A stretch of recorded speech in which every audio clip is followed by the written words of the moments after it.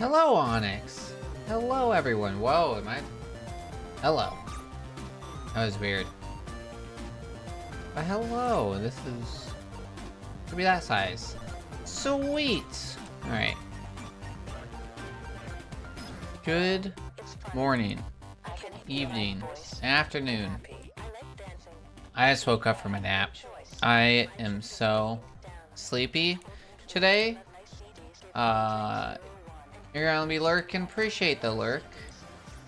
I have been staying up way too late and waking up way too early. It was a dangerous thing to do. So, I am quite tired, but you know, we persevere. So I took a nap, and trying to learn more about this cute game and prep for GDQ. Good stuff.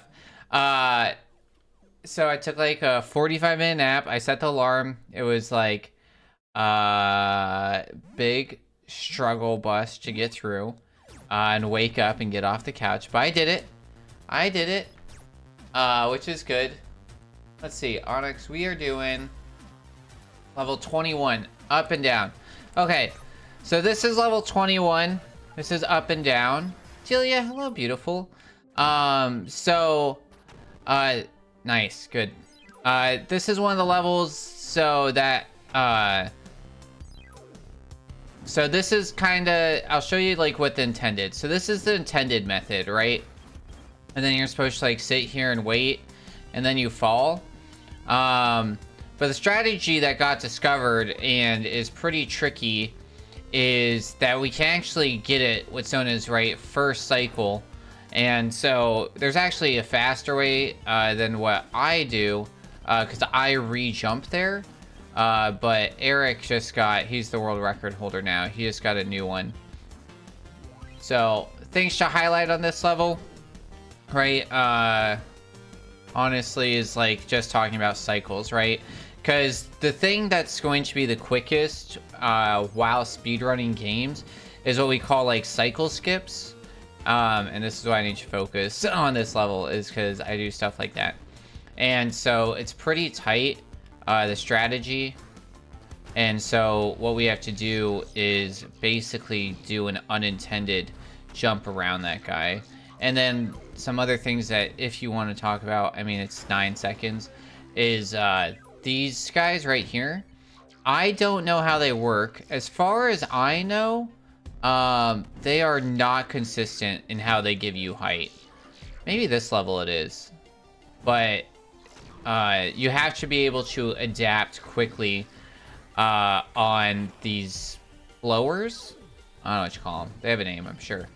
We can look it up. So it's like you have to be able to quickly realize where you are on that ladder, and then the second ladder as well. To be able to properly adapt to this level and be able to overcome it. I don't know why I'm sucking so bad on this level. I learned the tiredness. There we go. And then, so what sucks right there is that I have had that, like, blow or whatever you want to call it, way over 9 seconds. That was way over 9 seconds. But yeah, I'm not gonna have a lot to say before or after. But yeah, it's like, so this level is level 21. It's called Up and Down. The strategy that has been perfected that you're going to see is, because what we can do is, right, we can do swinging platforms, which is one of the stages I'm going to be not really talking much. Actually, no, I am going to talk. Wait, no, I'm not. There's not much. Well, actually, this is worth mentioning, that move right there. Yeah, so what's going to happen is, all right, so this next stage, I'm going to show off a technique that I don't actually know what we call it. Actually, hold on, let me look at the Discord. Let me represent the community properly. Strats and mechs. We call this a dash buffered jump reset. No, we call this a coyote. Wait, dash buffer jump reset. Is this what I was thinking? Hold on.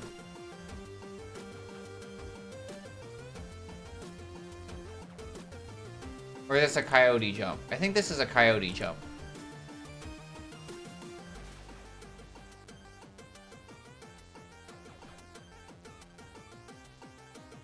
jump. Or just a buffered action. Oh, that's interesting. This is a coyote dash jump,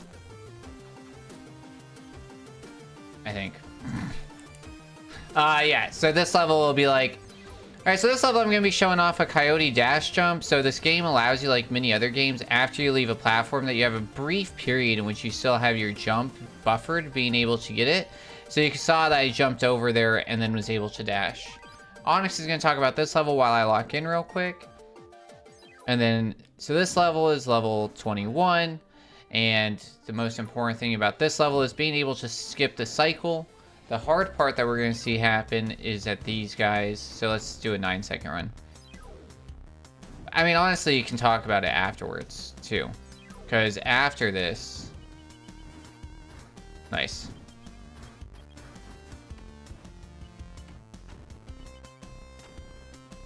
And then we gotta get some hype for getting that cycle skip. And then after this level is this level, which there's a little bit to talk about, but not really that much. This is actually one of the levels I need to practice today. Whoops. But yeah.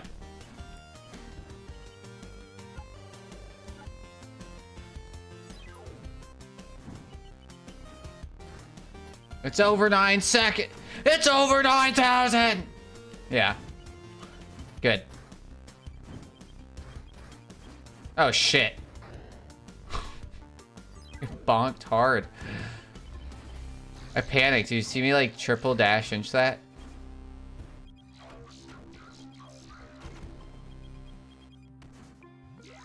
Yeah. You get like 10 seconds.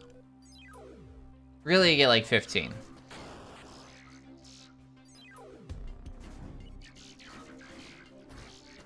Because, I think maybe not the next level. I have a few other opportunities to talk about the next tech that I use in this next level.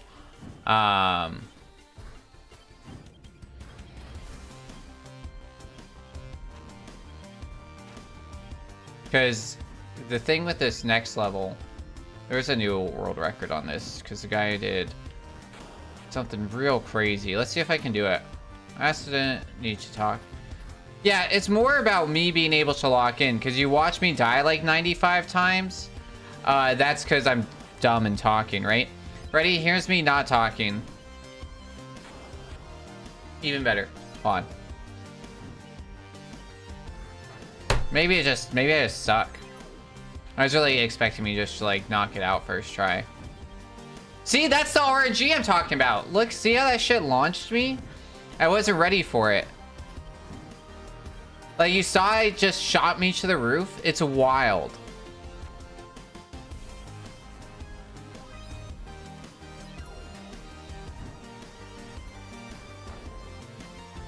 That game is messing with you now. I know, 100%.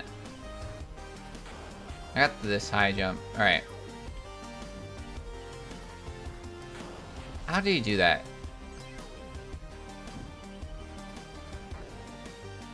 That's like over jump right there.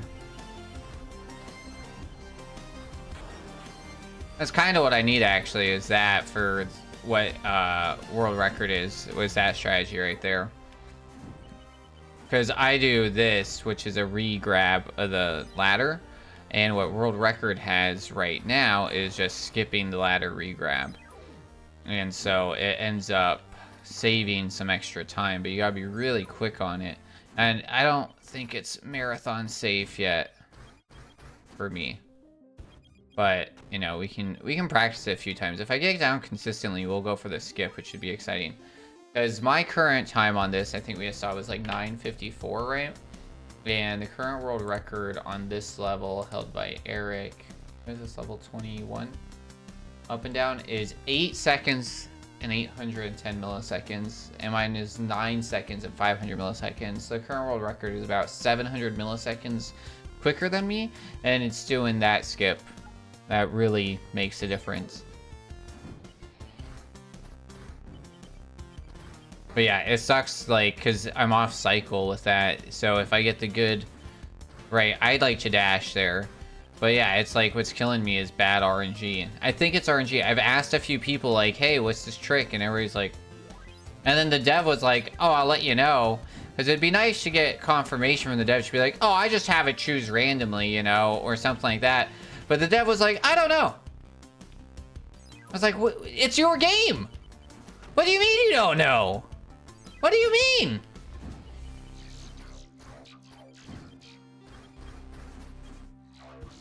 He's like, yeah, I'll check it out and then get back to you. And then got back to me, but not about that. And I was like, can we get back to that? And it's like, no idea.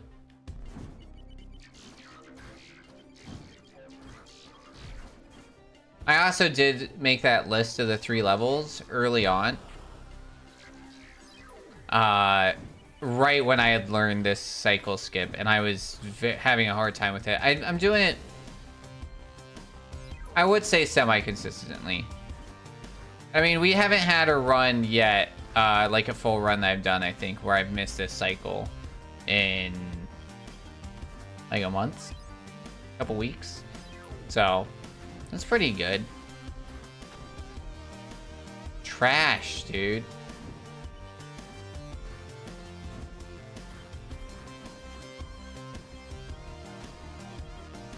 Oh, the other thing that's, like, if you want to mention, that might be worth noting, is anytime I'm falling downwards, what you'll notice is I'm not dashing through this. I'm trying to go as fast as possible. Because if you notice, right, when we dash, so, right, we jump. When I dash, what happens, right? It stops my momentum downwards. So we fully, right, I just travel horizontally, right? But we're traveling vertically downwards. And so it's slower to dash because it stops our descent. So you'll notice at the end that I'm actually not dashing, which I think is actually the intended strat here, right? You dash at the bottom to get all those. But here we just try and ride it as close as possible. I don't even know what I was doing there. I gotta be so much quicker on that. Like, so much quicker. That's trash.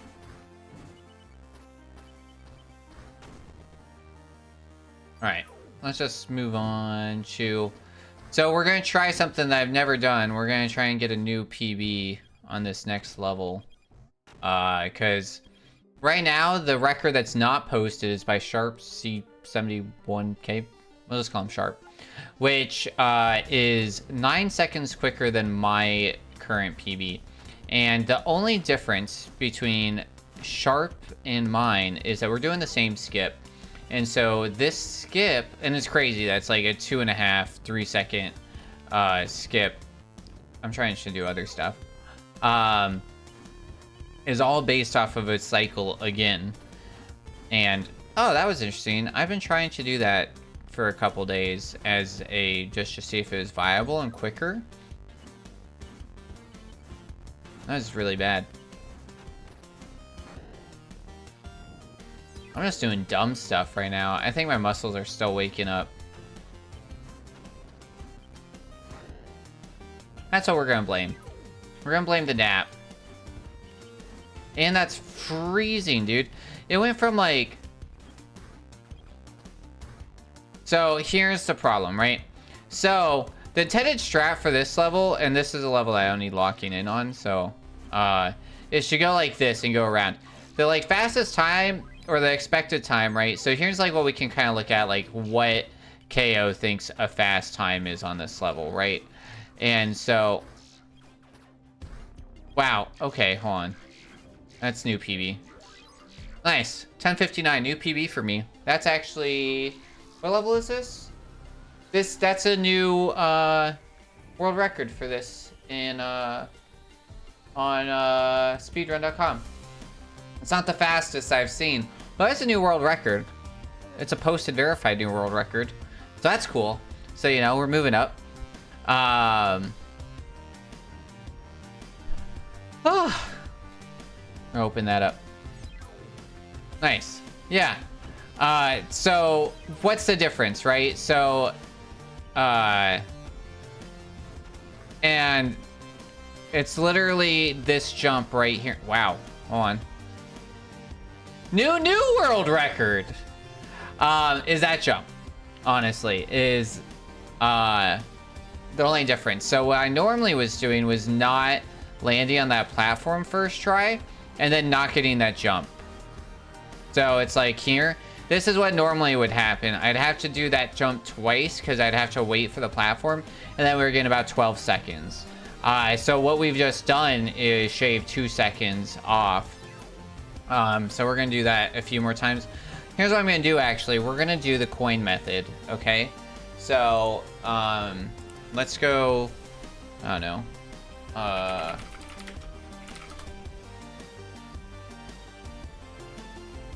Why am I, what the heck?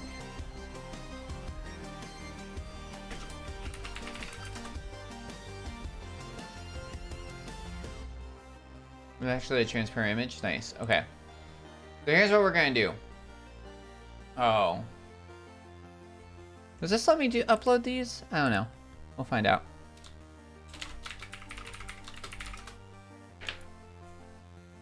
Alright, so this is my method of practice, and I think that this method works really well. This is a method that I learned back when I was doing music stuff.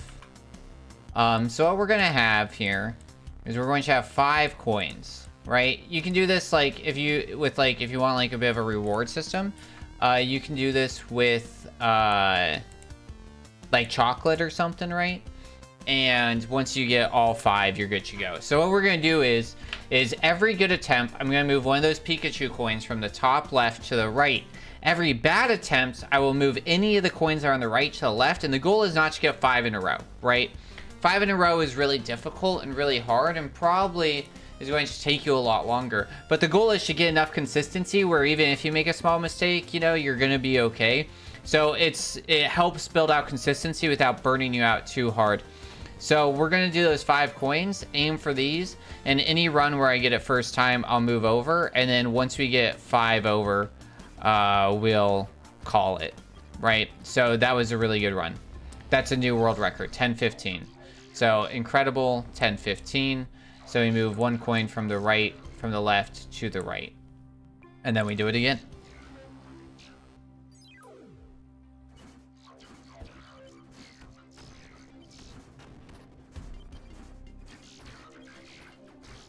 So that's a bad run, right? So cool strategy, didn't work. So now we take this coin and we move it back to the left. Now, sometimes I'll do during speedrun practice. Back was making food, forgot to say, oh, appreciate you coming back. So one of the things with this strategy as well, when I'm doing like marathon practice, let's say, right? So since we're doing new strat practice, we're gonna do the stricter method. My less strict method is recovery, right? So if I'm like, let's say I'm practicing a new double bonk.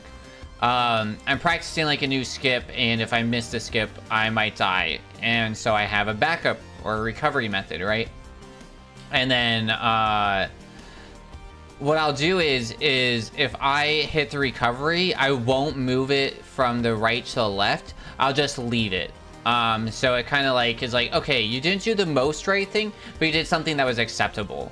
And so far, anytime I've implemented this strategy, when I was implementing it in band with like solos or hard sections, it worked. Like 100%, wow, worked. And then anytime I've done with speedrunning, so far, it's worked. Like I am immediately more consistent. I usually hit it in that next run. So it's definitely worth it. So 1044, not bad. We'll see if the other mods get mad at me for putting these on top of the screen. All right, so now we got 1 coin to the right. Hopefully we can get you 2. Nope. Goodbye, coin. You're going back to the left. All right, here we go again. What you got? What's for food, Delia?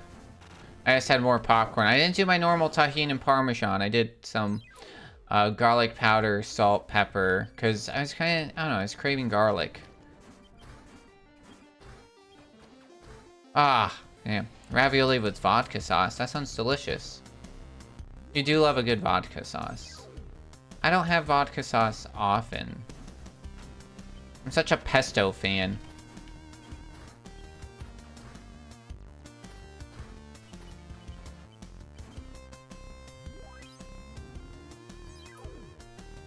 I gotta start making sauces. That'd be good.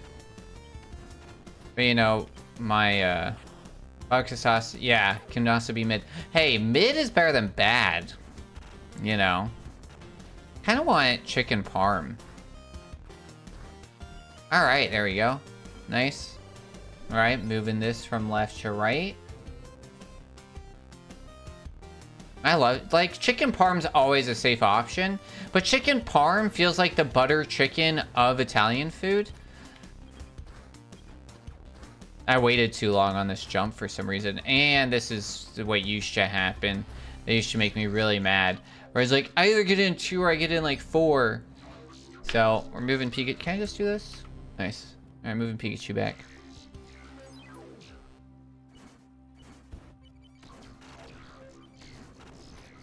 Ooh. Why was that weird? Yeah, so like, maybe in future attempts, like if we have issues with this, I'll allow like jumps like that where if I get a second try, it's good. You know, it should leave it. That bonk messed everything up. Alright. I'm trying not to kill myself immediately after as well. Sure, it'd be quicker for practice reasons. But I also don't want to create a bad habit where it's like, oh, missed it, and then I'm doing like a full run and then die. This jump actually was one of the first like tricks I learned. It's pretty difficult in a sense. So the trick that we're implementing here, actually, I call the Snoop jump because you have to get so high.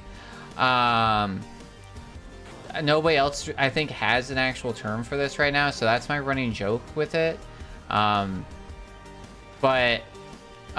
So what you have to do is when you're at the like, you have to be at the very peak of your jump. This is one of the most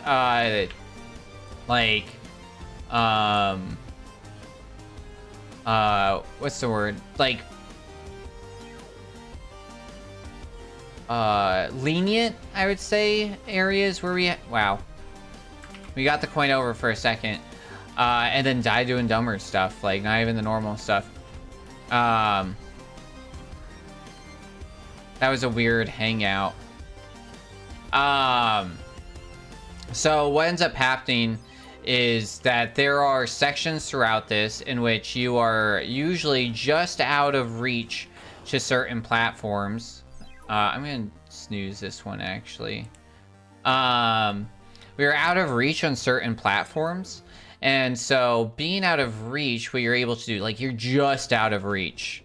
Ouch. And so what you're able to do is with a, we'll call it a near pixel perfect, as in there's a couple, or like near frame perfect if we wanted to, in which there are a handful of frames in which our guy XZ here, ZX, is at his height of his jump, or their jump. You know, actually, I've been gendering them, and that's probably not fair. And so, our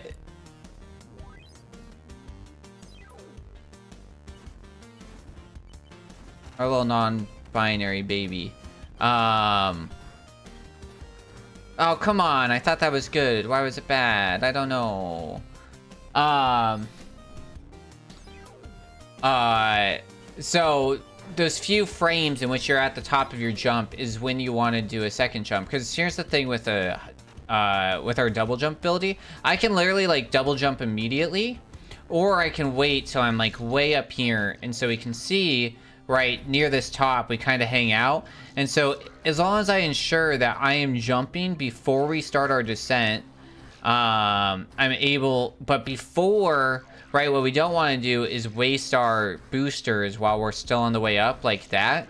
So, and then what the other thing that we have to do is to ensure that we're getting that, we have what's known as like height adjusted jump, right? This is like when pianos have like push control. So what I'm doing right now is, right, when I tap it, we can see I don't jump as high versus when I hold it. So you have to, you can't like let go early to do the boost to get those high jumps, right? Those snoop jumps. What you have to do is you have to hold it, release within a couple frames, and then be able to get that jump that gives you an extra few pixels. And so this stage is one of those stages that does that, where if you're able to do it, you're able to get this higher jump. Now this one's more lenient because this guy, you can see it's like breathing, it's going up and down. And so there's a couple pixels when it's near its height that you can do it. So when you get the higher pixel, like the highest pixel jump, you kind of get a little leniency on like where you're at. However, when it's all the way at the top, or when it's all the way at the top, you get more leniency in your jump. But if you get the best jump, you get a little bit of leniency on where it is, if that makes sense, right? So it's like, because we want to hit a certain distance, and let's say that distance is 6 feet, and then it's like either we can jump 3 feet 1 inch, right? For us American folk who use the imperial system, right? 3 foot 1 inch. And then we can be jumping from a platform that's, 2 feet and 9 inches, or that platform can be at, 3 feet, and then we only have to jump 3 feet instead of 3 feet 1 inch, if that makes sense, right? So it's like, because they're moving, it gives you just a slight bit of leniency where you get a few extra pixels. But the ideal move for us is that we get our high jump every time, because it guarantees that we'll get that. So that wasn't good because we had to do it twice. But yeah, we're going to be doing practice actually. So today's mostly a practice day. We'll probably finish with like a run or two, see if this practice mattered. But there's like 2 or 3 stages that I want to get better under my belt. Especially because that one I just was not feeling. New strat was found, which I find absolutely silly that it took us so long to do it. So there's, we're on version 1.3 of this game. 1.3 was the most significant change in this game. It was like dramatic how different it was. Like literally KO doubled the amount of content on this game, which is absolutely, it's super cool and super awesome. And one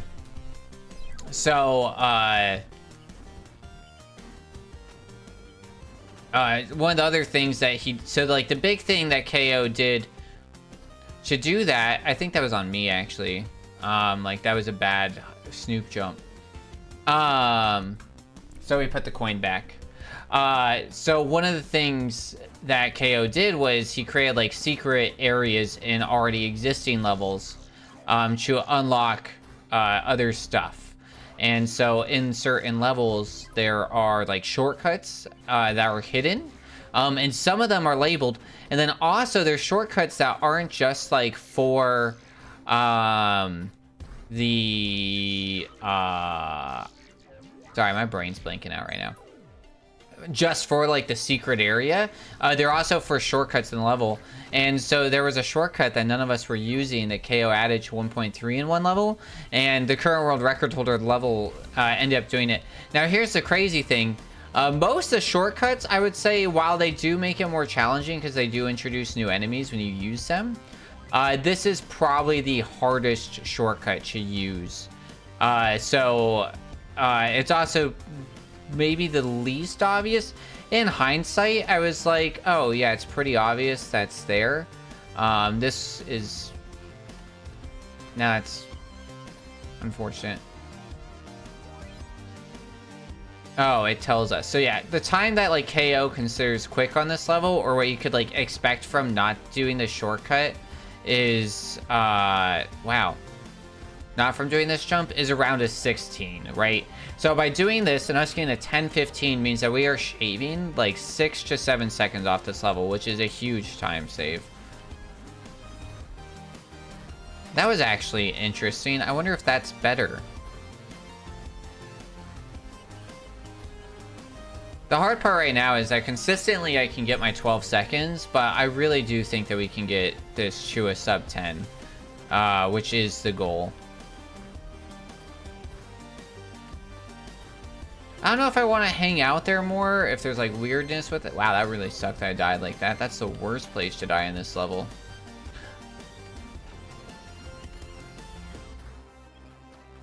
Nice. Okay, I think I figured out what I need to do, which is hang out. Because what I'm doing right now is, as it's reaching its highest point, I've been landing on it, which lowers it a little bit. So what we want to do is make a bigger jump there so it actually hits on its height, so I don't drop it as much, and then immediately jump again. So I think I got this on lock. Oh, whoops. We get you move a coin. We get you move a Pikachu coin over. Cool. I should not be covering the timer, actually. This is against the rules, but I'm special. Oh yeah, let me die so that the timer's fixed.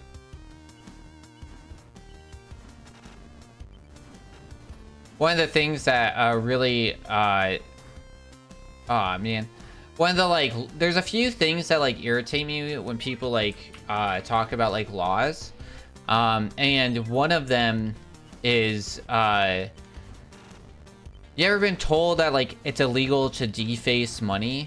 I remember that as a kid all the time, and then like what you'll see is like people like post videos where they do like the drawings on like the $1 bill to like make like George Washington like Goku or whatever, or, like a 5 to make Abraham Lincoln into like Vegeta or whatever, right? Or like you know, or they'll turn them into skeletons or Terminators. And anytime you click on those videos, like, there are certain things that we, like, all got taught as a society for some reason, that I'm convinced that we all were taught. Like, it's illegal to drive without your shoes on. Not a real law in, like, any state that I could find in the U.S. That it's illegal to drive with that interior light on in your car. Not a real law in any state that I've lived in. So, right, we have all these laws, and so, like, one of them was, like, it's illegal to deface money.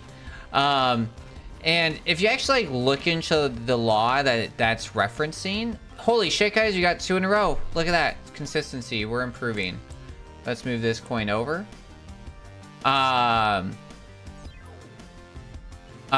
It's only illegal to deface money in the hopes to counterfeit it. So, like, it would be illegal. Damn. So, like, it'd be illegal to, like, draw 2 zeros on a $1 bill and be like, it's 100, you know? Because, like, it's illegal to counterfeit money. But it's, you know what I mean? So, if you see those videos, because, like, people say it with, like, the, like, penny coin machine. God damn. I thought we were gonna get that one. It sucks to have to put both of our coins back now. But we made the most amount of progress on our coin challenge, so that's good. I forget why I was talking about this.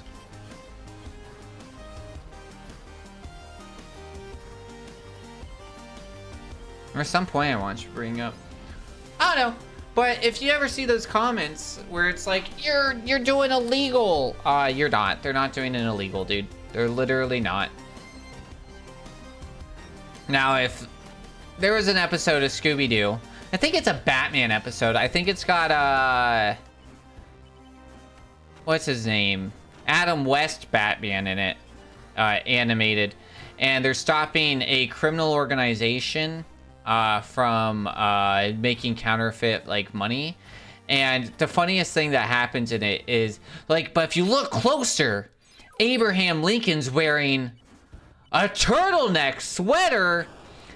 And I thought that was like the most ridiculous thing. They're like how bad of a criminal do you have to be that somehow you have an edited version of Abraham Lincoln with a turtleneck sweater? Because I don't think that those exist. And you put it on your money that you're trying to counterfeit as real? Like, oh my god, you deserve to be caught.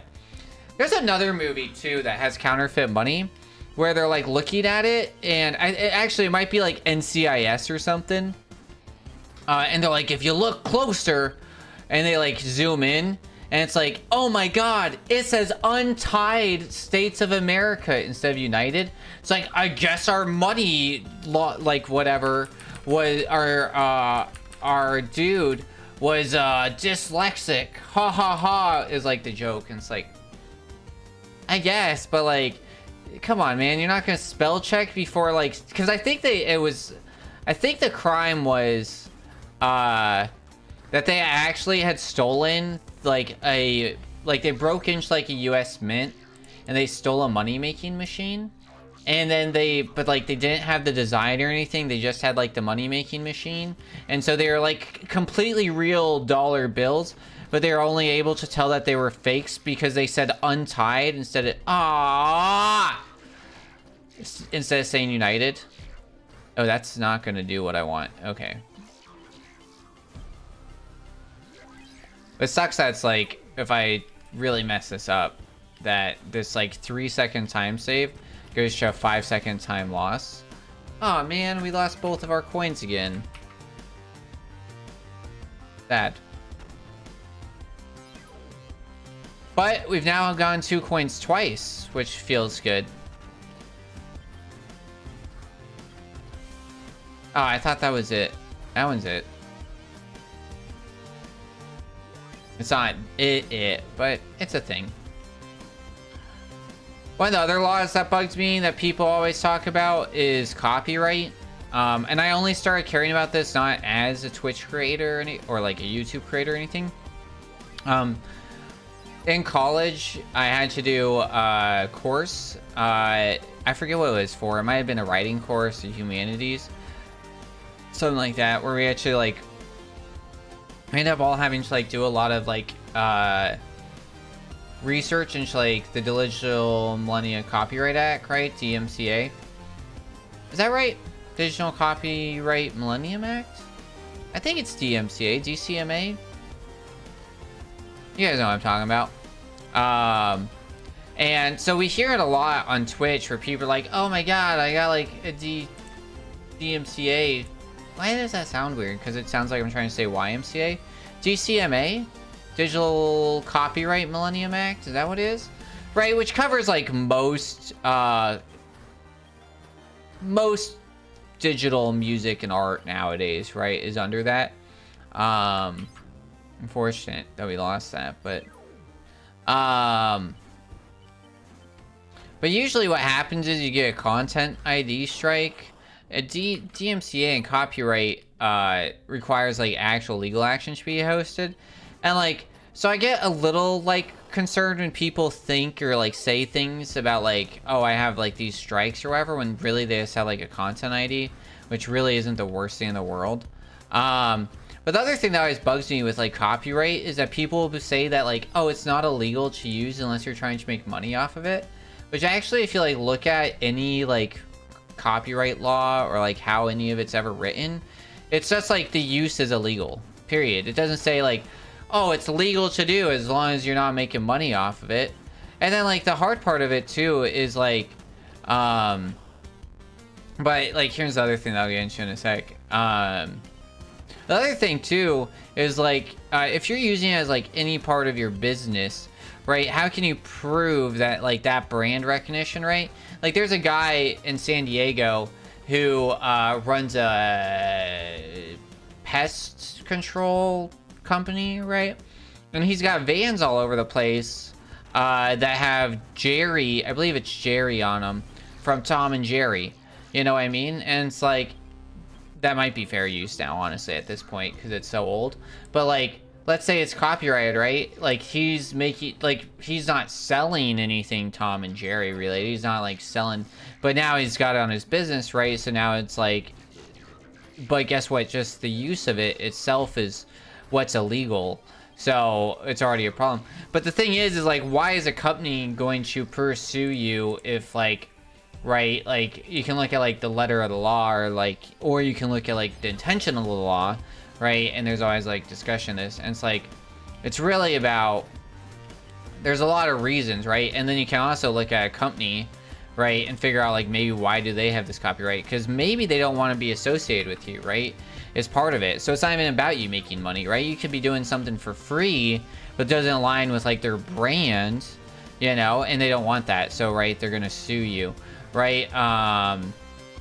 Under their copyright law. But really, right, this is one of those laws that exists, that is what is like sometimes referred to as like a bounty law, which means that like it's only illegal if somebody enforces it, not like there's no like FBI division or like a CIA division or like NYPD, you know, because they have like a global reach of bullshit, like that is actively like just like trying to find people who are violating copyright law, right? It is on like the copyright owner to pursue legal action. So I call these like, or these are like referred to, and like this might not be the greatest example of one, but like these are referred to as bounty laws, where it's like the law only exists if like you have a bounty hunter who's like trying to like get the bounty for it. But in this case, it's a little bit different in that sense, but it's like crazy. Sometimes folks sometimes forget too is the fair use is a defense, not a proactive right. You can only really claim fair use in response to legal action being taken against you, and then you need to prove it. It doesn't make you untouchable. 100%, right? Like, that's really what it is. So it's like, yeah, and then you have to provide like what fair use is. Like, there's like a general definition of it, but then you have to do other things. Well, coin's got to go back. Unfortunate. Right, and that's the other part of it, is that it's like, right, a lot of things that we talk about are like, let's talk about something that I actually like talk about with my guys that like people forget is to plead the fifth, right? To plead the fifth means that in a case, right, in open court, you do not have to be your own witness, right? You do not have to make a testimony against yourself in the court of law. Like, it's not a requirement. It's kind of wild that we had to put that in the Constitution, because all we're saying is like, right, if you are put into a court of law and you do something illegal, like basically you're not required to admit it, right? Which, like, imagine a system that existed in which you would have to legally be proven to admit that you did crime. Like, how would you ever enforce that, you know? It sounds insane. Wow. Unfortunate death. Sounds absolutely insane, right? So like, you hear it all the time where like you'll be like you have a right to remain silent, right? That's just like one of the inherent things, because like also like you also have to like voice in most like cases that you are invoking your right to remain silent, which seems counterintuitive, but because if you don't, like, sometimes being quiet's like all kinds of crazy stuff. But like during general questioning, you don't have to, you can't be like, oh, I plead the fifth.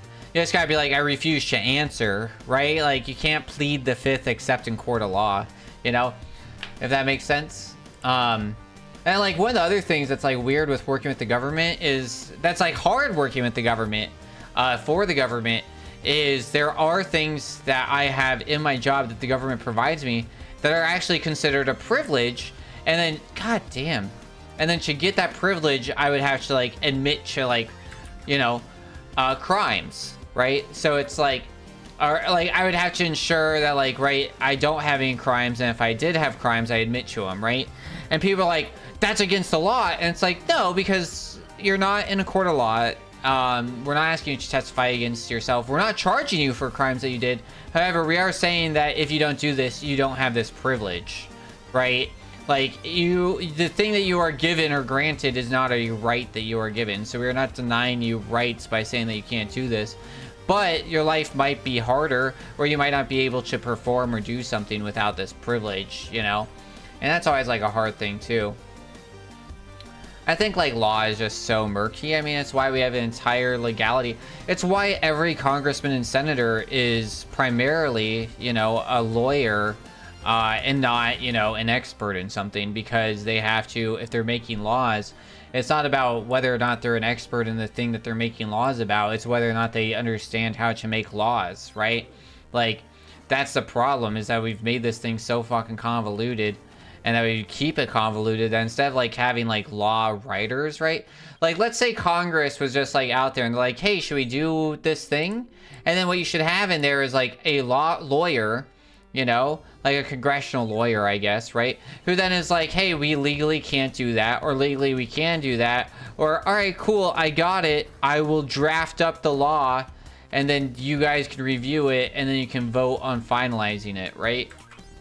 Like, that would be kind of cool, you know, that we could have actual like scientists and human beings instead of fucking scummy lawyers running a country, you know? I think that could be a cool change, you know? See, that's why we don't do a reset of all those, because it's nice, where it's like, cool, we lost it, but then we get it back. So, we're not like back on 0, we're back on 3, which is nice. Are we ever gonna get past 3? I don't know, because now we're back to 2.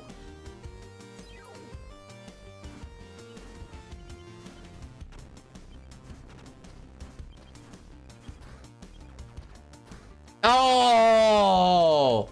That one was rude. That one was so rude. I was like a pixel off, which means I messed up somewhere. Possibly with this jump. That was good. Alright, back to 2. Anytime that we don't go all the way back to 0, it feels good. It feels good. What's this I'm clicking on?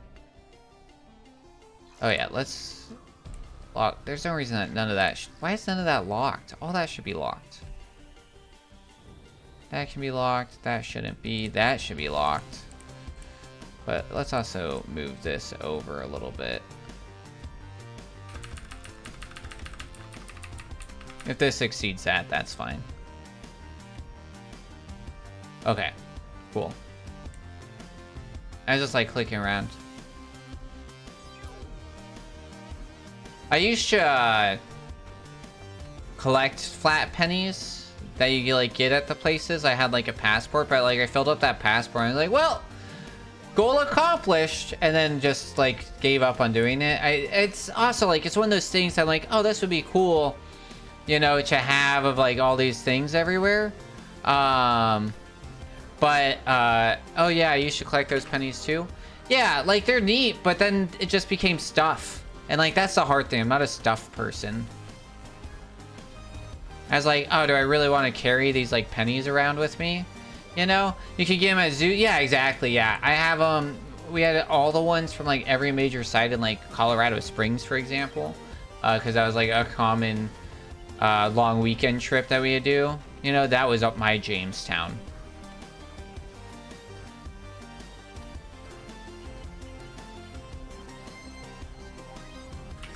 Will we ever get past 3? The world waits to see. But yeah, so like you get them aquariums, museums, zoos, places like that, yeah. With like the cranks and stuff. Oh, Universal Studios always has them. So I have like a few from there. Oh, I messed with stuff. Let's, I don't know what that was. Oh, I think it was,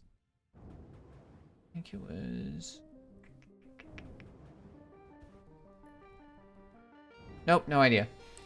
I control Z'd something in my, that I was messing with in my overlay. I have no idea what it was. So, I don't know. But yeah, that was like one of those things where people, that was the other thing of that law about like altering. People used to be like, oh, it's only, one of the other like laws I got told about, or it was like, people would like add like a fake exception to, was like, oh, it's only illegal if it's like over $1 or something. And it's like, no, it just says as long as you're not altering it for counterfeiting, it's legal. Because it's like, people are like, yeah, pennies are legal because they're pennies. And it's like, no, that's not true. When I take a penny and I flatten it, gosh darn it, what a dumb death, and I flatten it, So it says Cheyenne Mountain Zoo on it and has a picture of a giraffe on it. It is no longer, like, I don't think at that point, like, it's legal currency, right? Like I don't think anybody would accept that in general. It would be interesting to see them, because I think the problem with that is, like, you can no longer really prove that as a penny. You could just put, like, a copper nickel alloy, like, nugget in there, theoretically, right? And then it would turn out that way. So, like, I don't think I'd accept that as tender. Is that the right word? Is it tender? Does that sound wrong? Legal tender? Could you imagine somebody just being like buying a candy bar that's like $2 with 200 flat pennies? Like, excuse me, sir. You sure you don't want to keep? Oh shit! I doubted myself. I doubted myself. Never doubt yourself. We got the Jesus push.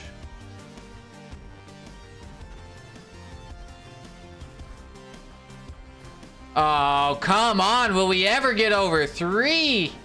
Oh, shit. That was really bad.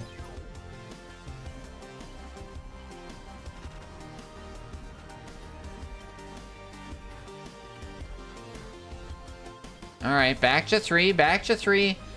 I have faith. I have faith that this is the run that we're going to get to 5 on.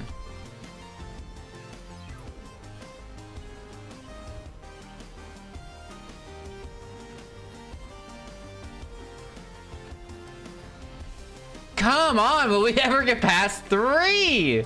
Oh my goodness. Back to 2. I think I still have that passport with my flat pennies somewhere. I gotta check those out. Every time I say flat penny, though, my brain thinks of flat Stanley. Did you guys read that in school? Or like the kid gets like smushed. Spoilers, by the way, for like 40-page children's book. Kid gets, wow, that was weird. Kid's like hiding in his room or something, or like trying to get something off like a top shelf of a bookcase, and then the bookcase falls on him, and then he ends up flat, and then he ends up like seeing the world by like being sent in envelopes or something. That's kind of the premise I remember. I thought that was an interesting book. There was that and Inside Out Boy, which was a short on Nickelodeon.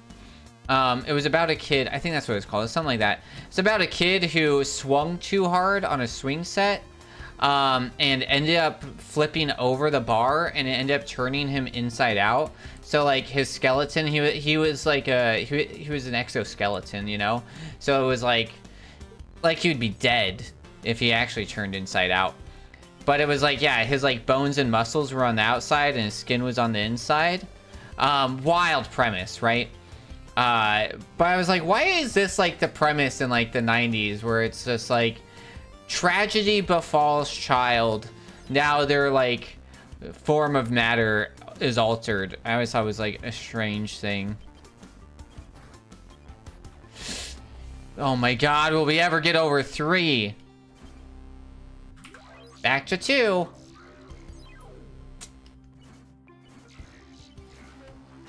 We're getting pretty good at this, though, you know? I think so. I think that one I actually waited too long. I think I was in the air for too long. Alright, here we go. Ugh.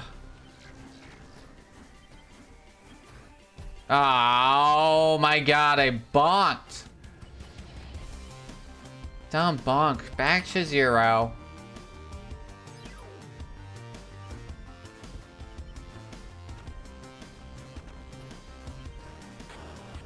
I fell off that whole time.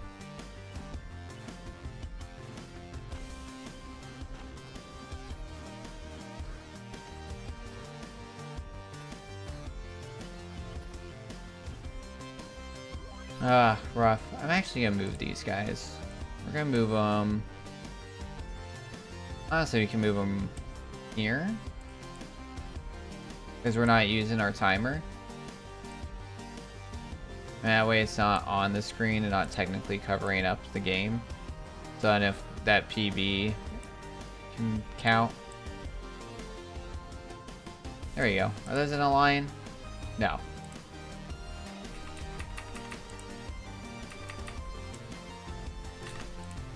Well, like, gotta get this stuff looking good. You know? Okay. So, yeah, we're still gonna move them from left to right, but now we're just gonna move them, you know. And then we can actually do this. We can just get rid of the timer for a second. Live split. Where are you?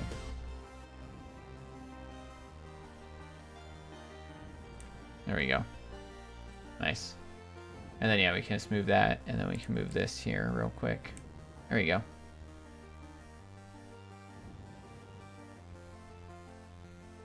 Alright. We can move things back. But for practice, you know, update the overlay a little bit.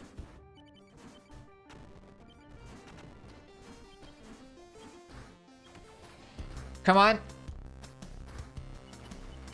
I got out of practice, you know, I was messing with the overlay. Honestly, Gideon still in 2 is currently what my time is, so when stuff like that happens, it's like, okay, going for it, no time was lost, you know? Alright, cool. And so now we're gonna move this guy over there.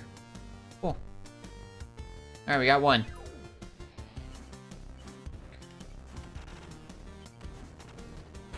We got 0. Unfortunate.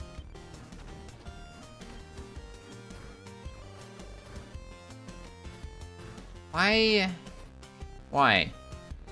What is, like, those ones, I'm like, what did I mess up? Was it the jump? Was it when I landed? Was it,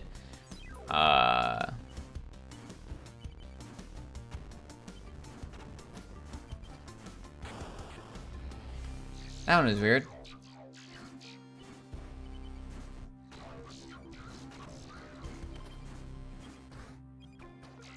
That felt good. Maybe it is my jump. Maybe I'm not Snoop jumping high enough. You know? That's bad, right? Like, I could have gone... I actually had debated, and I talked to a few people, actually, and they were like, no, it's too inconsistent. I don't even go for my run. I'm like, that's wild. But, like, honestly, when you go faster, it was safer. But, honestly, now I'm like... I was like, oh, I miss it, and then, like, I was skating really bad, but now we get the 12 so consistent, that's never worth going the original way. Nice, okay. Why was that one different? I feel like I didn't spend as much time on the platform, right? I think I might be going too slow on my jump. I think I'm hanging out there for some reason.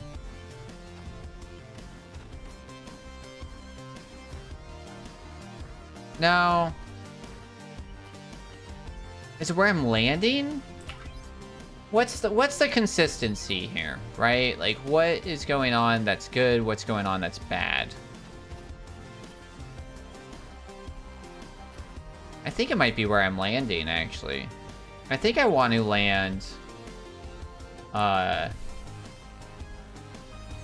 closer to the edge, maybe.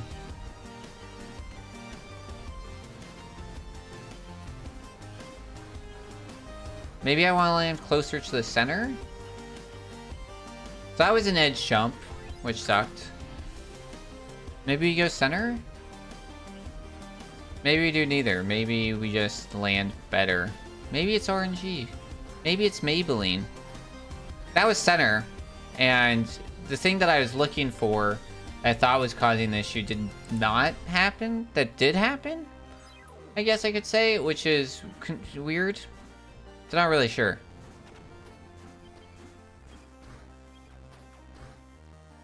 I do think I want to land on the center. I think the center is where I want to land. I think that might be the consistency. So let's see.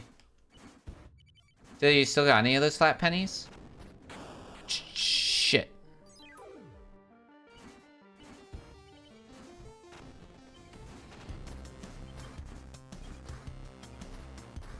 That was weird. Sometimes he jumps, and it feels like what happens in real life with me, where like you do something and like you fumble, but it's like when you trip while walking and like you trip but you don't fall over, you know? That's what it feels like he does sometimes.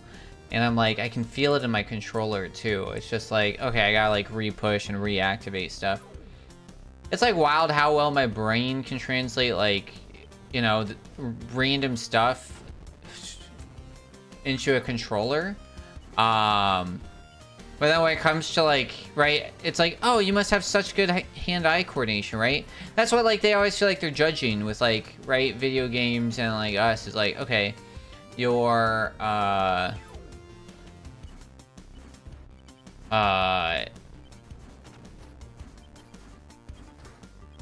right, like that's what's required per se. It's like, is it?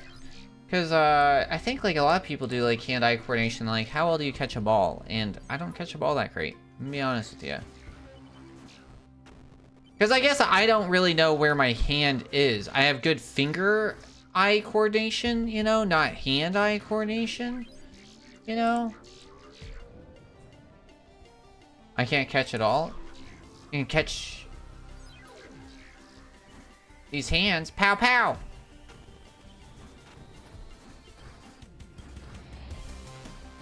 Ah, shit. Wow. I can catch germs. I mean, yeah. So, Delia flew out to see me, and I was, like, deathly ill the week before she got here. But we don't see each other that often, so I was like, no, I'll be better, and, like, don't cancel the trip, like, I'll be better, you know? And then I was better, for like a day or two, and then but turns out I was still super contagious during that time. And so by like, I don't know, what would you say, like day 3, you were just like deathly ill. You had what I had, where it was just like, all right, I'm not moving. Yeah, day 3, yeah, like rough, so sick. Yeah, left me with biohazard for years.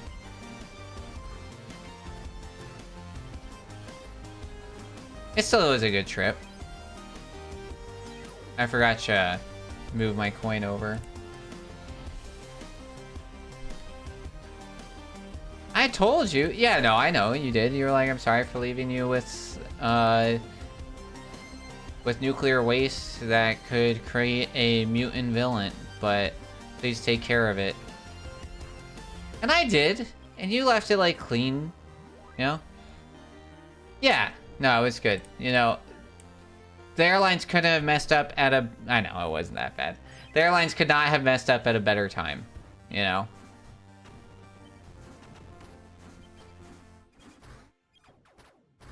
But so far, travel between the US and Spain has not been successful for, like, most of, like, me or most of, like, anybody else. Because, like...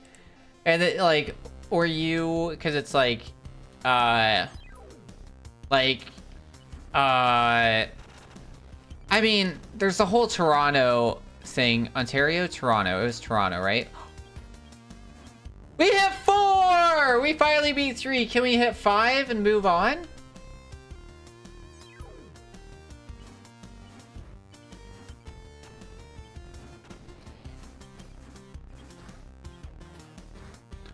We hit 5! Nice, we can move on. Toronto is in Ontario. Yeah, you're right. One's a state, one's a city. Yeah. That's why my brain got confused. That's 5! Where's my boy? Where's my boy? Do I have that on here? Oh, I have not done that on this one. Let me go to... I know what I need to do for that successful hit. Sound effect. Sound effects. Where is it? Did I take it off? No! We'll make a new one. Because I took the just like the straight sound effect off. And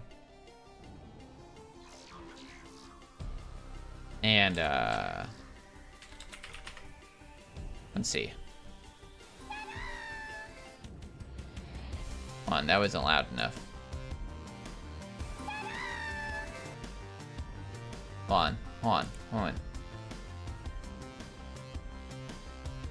I just got 5 Pokecoins for accomplishing this so well. There we go. Much better. Okay.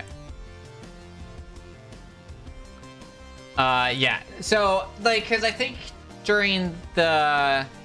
Alright, we're going to move all these back to the left because we're now going to practice a new stage strategy. So we're going to go for that live. Ta-da! Our new stage is... What is the new stage? Pretty early. No. Yeah, no, it's in this area. We have the dash, so it's after Dashing Machine. Is it Leap in the Dark? No. I always think that this is some other level. It's definitely not Poor Emily. I know that one. I grinded the heck out of that level. Finally got a new world record. Was certain it was going to stand, and then it lasted like a week. Is it barbecue time? No.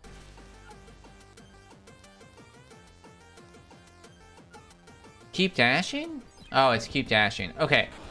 So this is the other level that we need to practice because it saves like 3 seconds.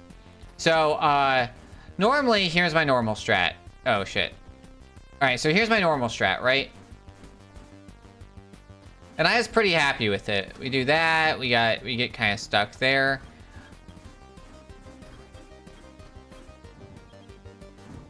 And I think, like, we get a consistent, like, 14 seconds, right?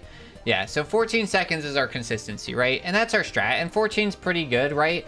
Trophy times 22, so we're doing this 8 seconds quicker than the creator thinks the fast level is, right? Or 7 seconds, per se.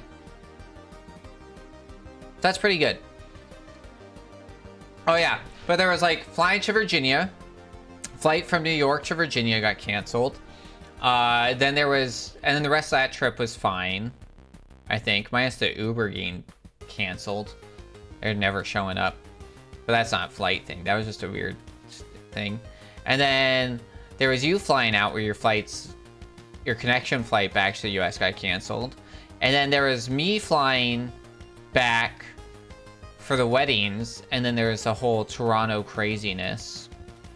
With that airport where, like, everything that could go wrong went wrong. Like, it was insane. And then... Oh, and then your flight back from Vegas was canceled. Yeah. I forgot about that. And then DC... And then DC, my flight got canceled, like, a day early, or, like, 17, 18 hours early, and then got uncanceled, and then got a new flight number, and then, like, all the flight stuff was saying, like, Mexico or something crazy was, like, the last flight with that flight number. In the past years, every time I've flown American, at least one leg of the trip has been canceled. That's, yeah. Which is wild.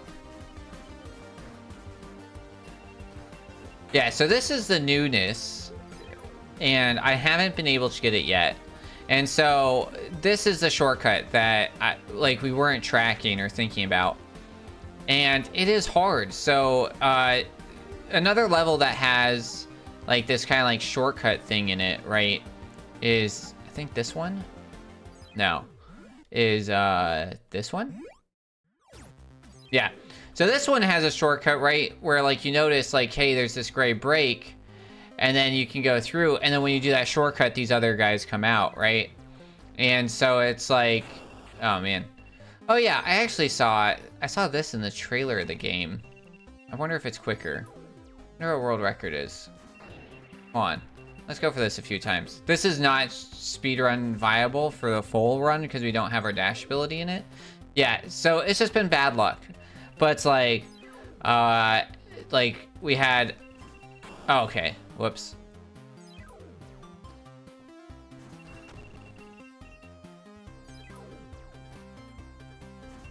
I I now see the path that was intended by this, and it didn't click to me that this was the intended path until I saw it on the trailer for this game, which means like the dev did it, not even like a speedrunner, which is like wild. I forgot what I was doing. I made it past part 1 and then panicked. I'm like, we've never made it this far. I did the same thing. I literally did the same thing. 2. Wow, that is not faster. What's the world record on this? What is this? 5? 234 by Cruel Gamer. Yeah, my 239 is the record. So this is how we were doing it, which is this way. Whoops. Which apparently is faster. Which is you go like that and you just die. And then you die. I'm doing it a little too early. That one felt good. I wonder if this is quicker. If we go like this, and then we go like this.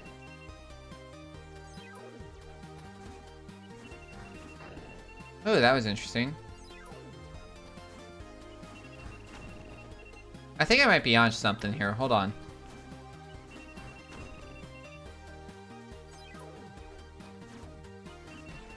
Ouch.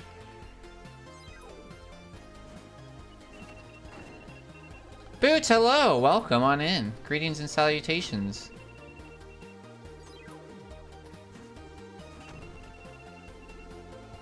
Big ol' bops. Whoops. I got distracted. I think I can do better on this level. This is not for GDQ. This is just for funs. How was I doing it before? Do like this, and then... Yeah, that's what I want. Or you just gotta sneak in there. Nope, too low. I got Goldilocks it in. That was weird.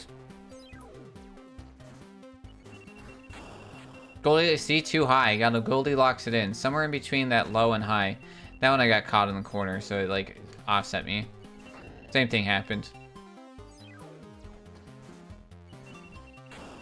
Gotta wait like 0.2 seconds. Don't want to get caught by that corner. Because that happens.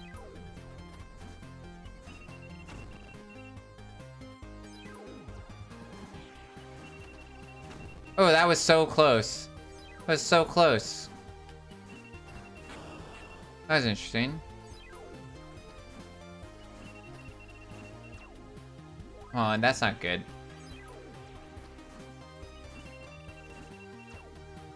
Okay, that's like how I did it. Because, yeah. That's bad. How did Cruel do this in... Is this pulsing beams? I think this is, right? My record's 239, yeah. Let me take a quick gander at this. Oh, he did do the... Interesting. Okay, so he did do... He did the other strat. He did the above strat. 234. Huh.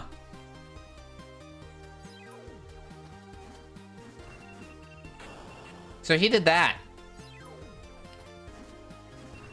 Not that.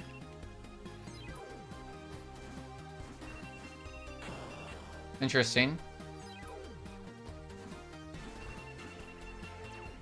238, that's a new PB. 235 is the new... That was slower. That was bad. That was too high. So we gotta like dash closer to there to be lower. New world record, 229. 229 is the new record. That is 0.05 seconds faster than current world record. That's pretty good. Can somebody clip that? Or I can do it later. But that way I can just upload it. Just upload a Twitch clip as a world record attempt. I'm into it. All right. Back to the actual one that we need to be practicing, which is this one. Keep dashing, no step back. All right. So I haven't even hit this yet. It's very hard because it's like, whoops. Because let's see. Wow. Because as soon as you go in there... Oh, but then yeah, see, I gotta, like, really mash the dash. Mash the dash. Yeah, because now I'm too low. It's, like, wild how tight this is. And this is an intended shortcut. Like, that's the thing that I find wild about this one. If this was unintended, I'd be like, yeah, that makes sense. The fact that it's, like, unintended... Unintended? Why does that sound weird? Is wild.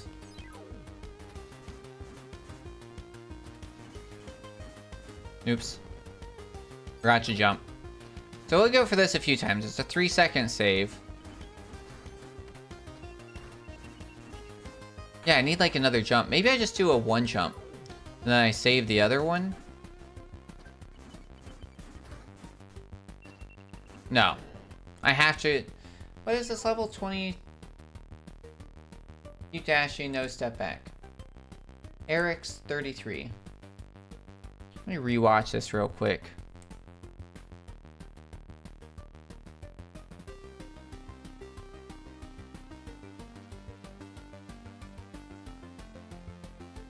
What? Hold on, there's some cheating going on. Dash, jump, jump. Jump, dash. What? I'm confused. I'll show you guys this video if I need to. So here's what he does. He dashes here, and then he like hits that, and then somehow has 2 more jumps? I'm serious, like, I don't, like, you only get 1 extra jump, so... But then something's viable here. Or does he... Oh, wait, does he just dash out of it? Is that what I'm missing? I'm counting a dash as a jump? No, even then, that doesn't make sense. No, he jumps. Oh, I see. Wow, he catches the edge. This is not gonna be marathon safe. I don't know why I thought I should do 5 runs of this. Yeah, he catches that edge, and it takes him up, and then doesn't kill him. So if you're, like, too far, you die. But, like, what's the intention here? Like, that's the thing I don't understand. Like, this exists, but then, like, what's the dev's intention? Is it to do a corner boost on this? That seems wild, right?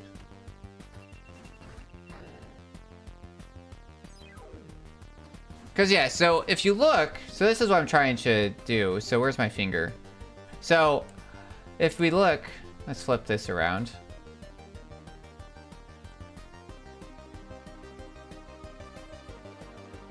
That was center, not flip. There we go. So if we look, right, on this guy... Or like this guy, right? We can see that corner, and you can see... Allison, hello. We can see this purple fire. Guess what? The fire kills us. You want to see the fire kill us? The fire kills us. So that's bad. So what we have to do is, you see that like pixels on that corner? We can jump on that, and then that resets our jump. So our intention of what we're going to be doing here... Here, let me show you from the other side. So I'm going to leave that finger up real quick. Don't worry, this is interesting. So what our intention is, right, after we're here... is that we gotta jump through here, not get hit by this asshole, dash here, land on these couple of pixels, like right here, it'll lift us up a bit, dash or jump, and then be here. Like, what? I think that's what I'm seeing. Let me watch this video one more time.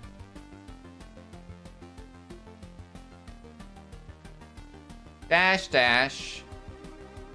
Jump, dash. Yeah, because we have no, like, grip. It's not a magnetic wall. Because, like, what makes sense is if this was a magnetic wall, I'd be like, oh, okay, that makes sense. But it's not. It's kind of wild. It's kind of wild. Welcome on in, Allison. I'm doing new strats. We have a new speedrunner who's entered the chat for this game. And known as Eric's33, and ended up beating his own world record like 3 times, and then now has beat it a 4th time. He was the first person to ever beat the 19-minute mark on this game, which is pretty cool. I do fully believe that the 18-minute mark is beatable on this game, which means that like somebody's gonna be able to beat this game in under 18 minutes. We've been able to beat our 20-minute mark. And then best time right now that we have is a 1943. Best time I've ever seen on a potential best was a 1914, which is 2nd place. So that's kind of like what I know is fully viable. But some of the stuff that Eric's was able to bring to us was some new strats that we hadn't thought about that saves a couple seconds. So I'm doing this strat, which if I can get consistently, which is why we have those Pokemon coins in the corner, that should help us track doing what I call the coin method, which is stolen from my saxophone teacher from when I was a kid. I actually started sax lessons with him when I was in middle school and stuck with him throughout most of high school. And it was good. And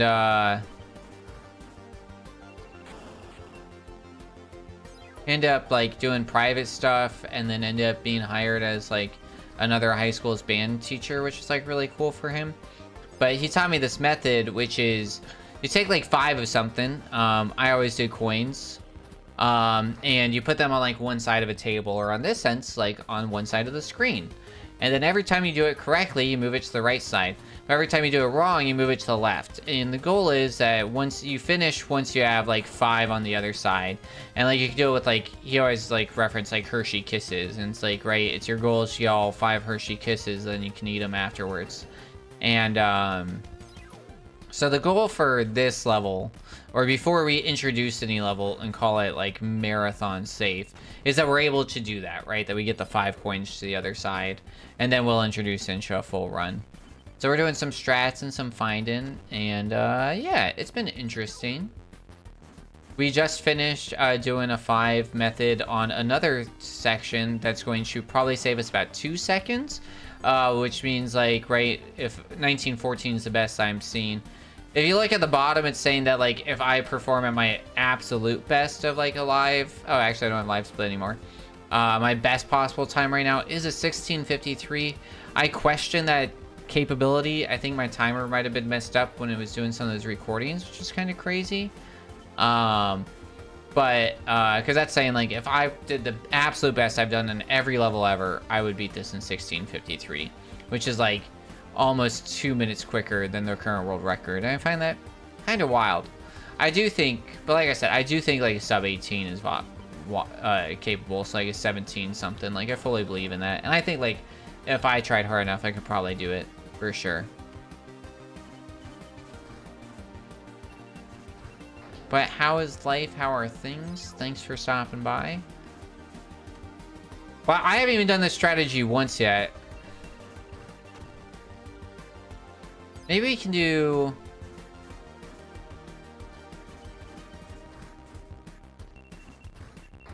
I don't know what I'm doing wrong. Here, let me show you guys the video. So we're gonna do...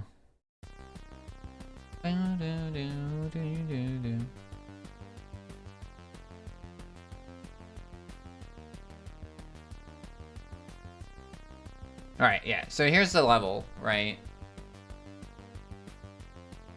I can make it big. Yeah, that's good. Let me fix that out a little bit. Is this got a crop on it? No, it just looks cropped.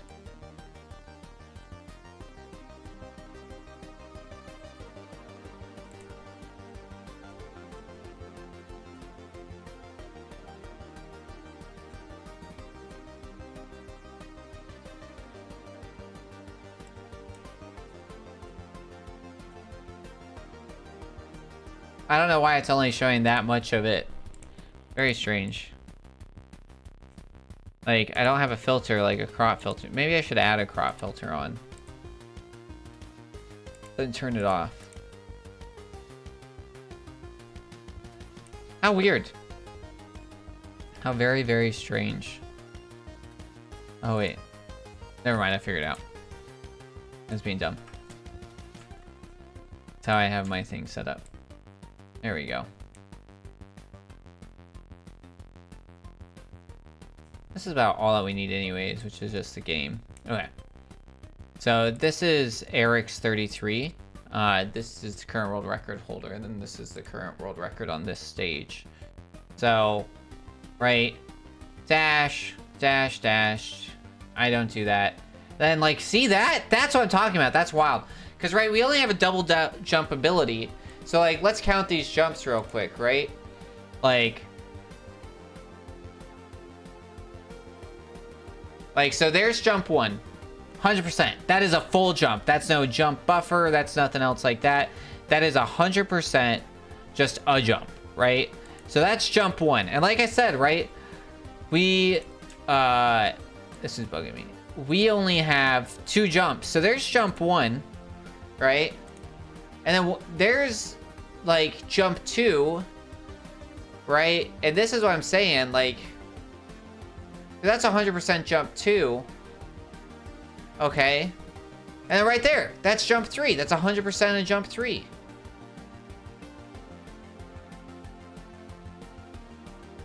Right there, jump 3. Right there, jump 3.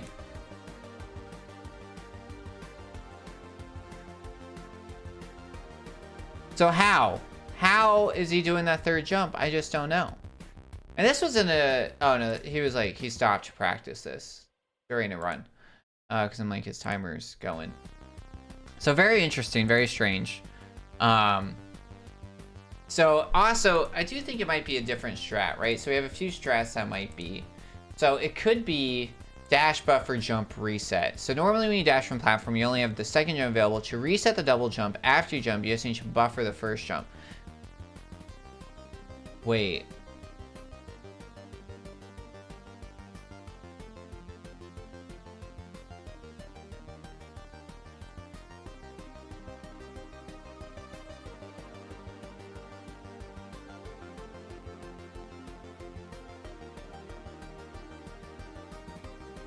Oh, wait. I just learned something, I think. So, okay, so buffer jumps. So, my controller here, right? So, buffer jumps is when I go like... Oh, how do I do a buffer jump? Like that, right? So see how it's like I'm jumping immediately after touching? So we got buffer that jump. So what we do is we go like this.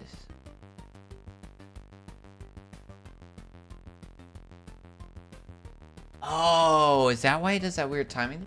I think. Okay, so let's watch that video again, actually. All right, let's watch this video again.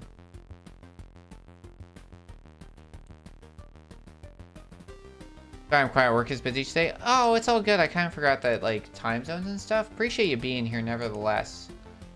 Really does mean a lot. Okay, so let's go to... What are we doing? This one. That's not really what I wanted to do. Okay, so let's rewatch this level real quick. And let's see if we can see his controller, right? So we do have his controller inputs.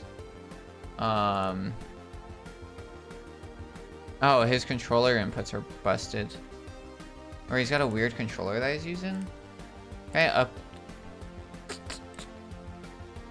Yeah, 720p, please, because this is horrible. There we go. Okay, that's actually viewable. All right, let me do this, actually. Oops. That thing again. That way you guys can see what I'm seeing with this controller inputs as well.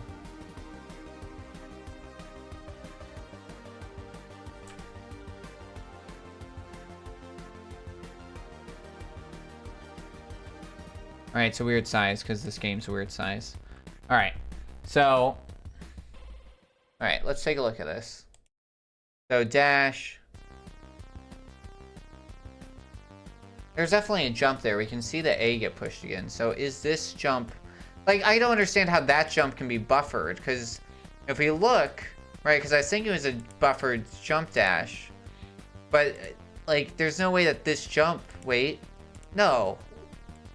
Wait, actually it might be, because I see him bonk in there, right? Can we watch this in slower? Oh, nice. Yeah, well, let's watch this in, like, 0.5.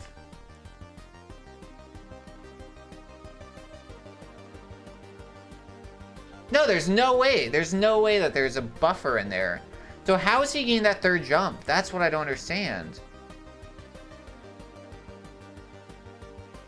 If he was doing a dash, jump, dash, it would make sense. See, that's what I'm thinking right there. I think that's how. I really do. I think it's resetting right there. Right? It's this weirdness. Right here. I think that, right? His feet touch the bottom. And I really think that's what it is. Which is wild.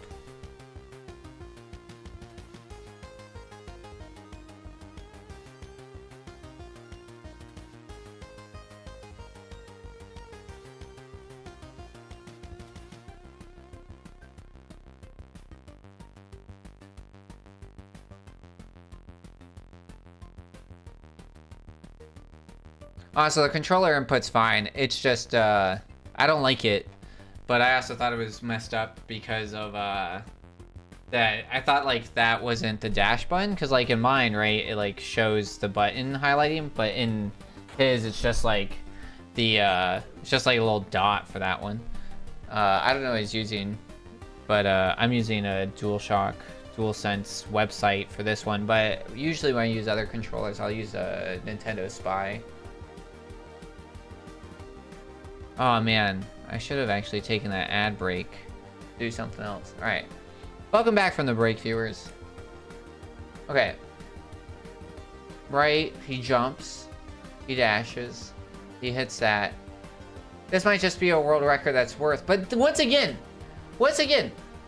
this is the thing I don't understand. That shortcut is there for a reason. Like, what was KO's intent? Was it to do that? Because that's insane. That's an insane thing for a dev to be like, oh yeah, just like... do this like not normal strat that's like really tight. You know what I mean? I think that's wild.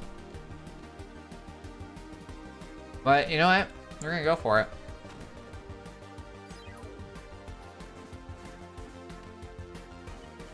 But I just don't think we're gonna get consistently. Wait. Did I actually have 2 jumps just from touching that? Oh my god, I did. What the heck? Wait, that changes everything. I'm making this harder than it needs to be. I just wasn't... I was doing it. I just didn't know I was doing it.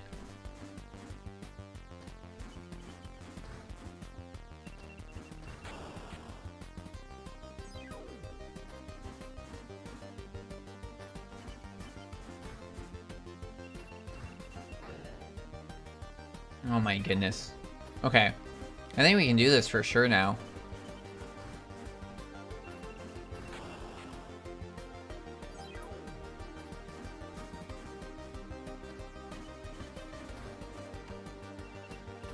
That was dumb. That was dumb.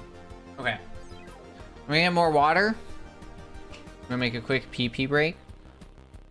I'm not gonna do a full kick over. So, what were you saying with the 5 coins? Oh, I'll explain it here in a second. As soon as I'm right back. I'm gonna play another ad, which is gonna be super annoying. If it lets me. I don't think it's gonna let me. Never mind, it does let me.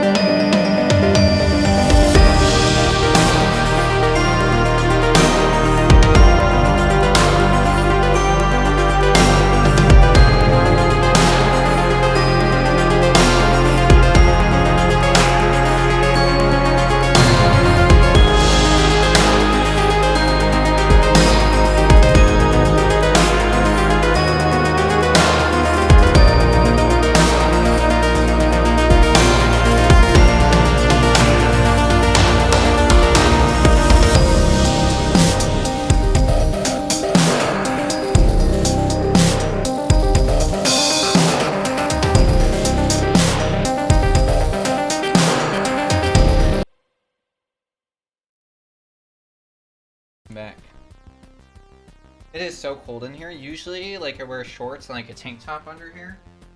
And now I'm wearing, like, full pants and a sweater. And I have a blanket. Okay, so 5 coins. So here's how the 5 coins work, right? So, alright. Let's say, for example, right? I have a, actually, yeah, let's do this, right? Okay.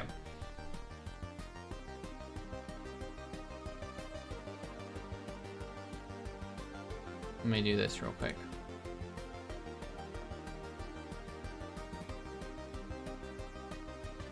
All right, so, right, ukulele. So let's say I'm doing a song practice, right?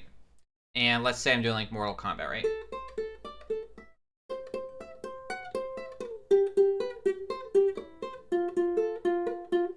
Actually, let's do something like...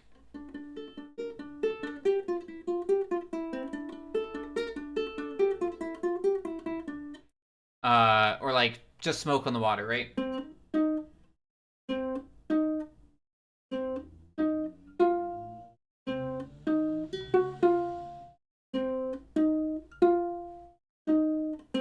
Right, and let's say I'm like a beginner, or I'm learning, right? So, I'm trying to memorize this pattern, right? So what I'm trying to do is aim for consistency. So how this works is, right, I'm going to try it over and over and over again, right? And then every time I get it right, right? So we're doing Smoke on the Water, and I go, like...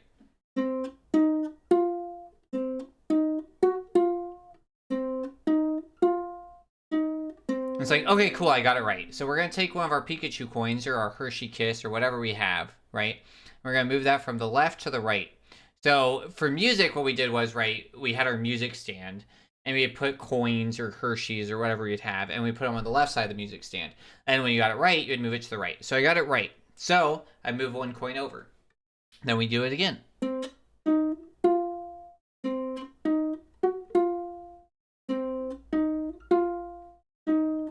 It's like, okay, cool, I got it right twice, right? And then, right, I'm practicing, and we do it again.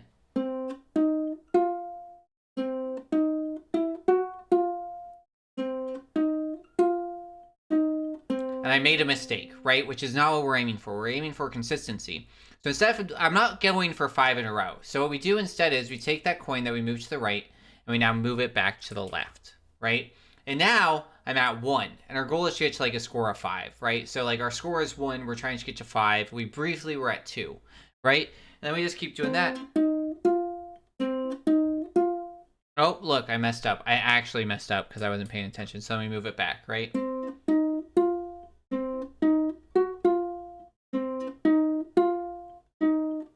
And then we move it to the right. And then, right, so like...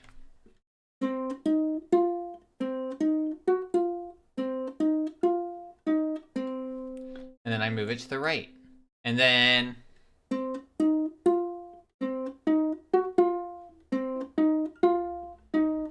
then we move it to the right. And then...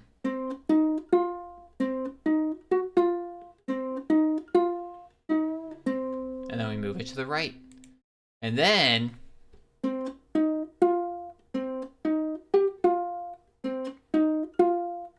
Oh no, that was wrong. So even though we're at 4, what we do is now we're just down to 3. And now we got to get it, you know, right basically 2 more times in a row.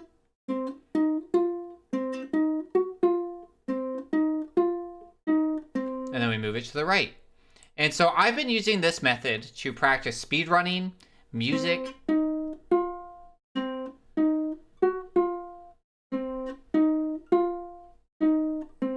for, God, like 15 years now.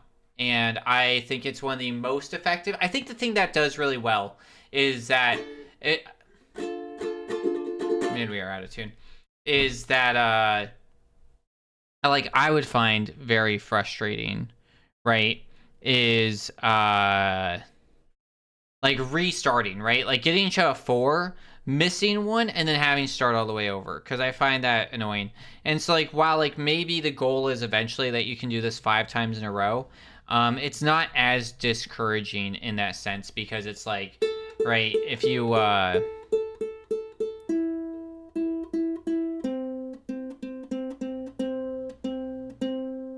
because it's like you only lose 1. And so there's our fucking problem. As soon as I hit it, I knew it.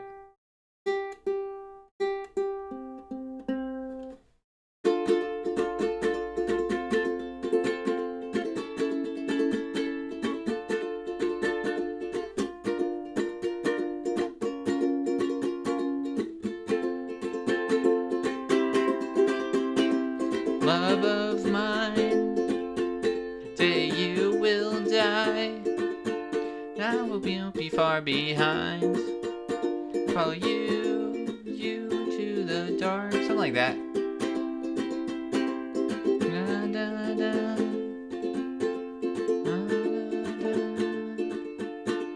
Da, da, da.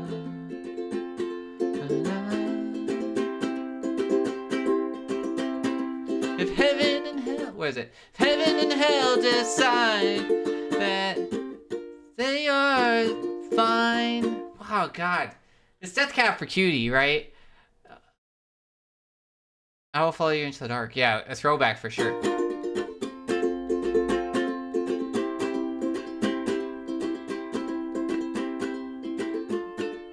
Illuminate their vacancy signs. Then it's like, then I follow you. I think it's both are satisfied, right? Okay, so it's like, if heaven and hell are both satisfied, illuminate the nose on their vacancy signs. Yeah. If heaven and hell decide that they are both satisfied, illuminate the nose on their vacancy signs. And what's the last part? Because then I'll hold your hand.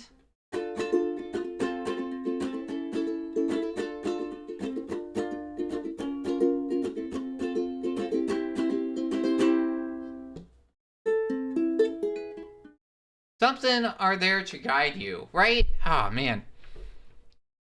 Real quick, lyrics look up. Oh, wait. Yeah, I knew. I knew. It was on there. I'm not even gonna look up the music, because the music's in my head, right?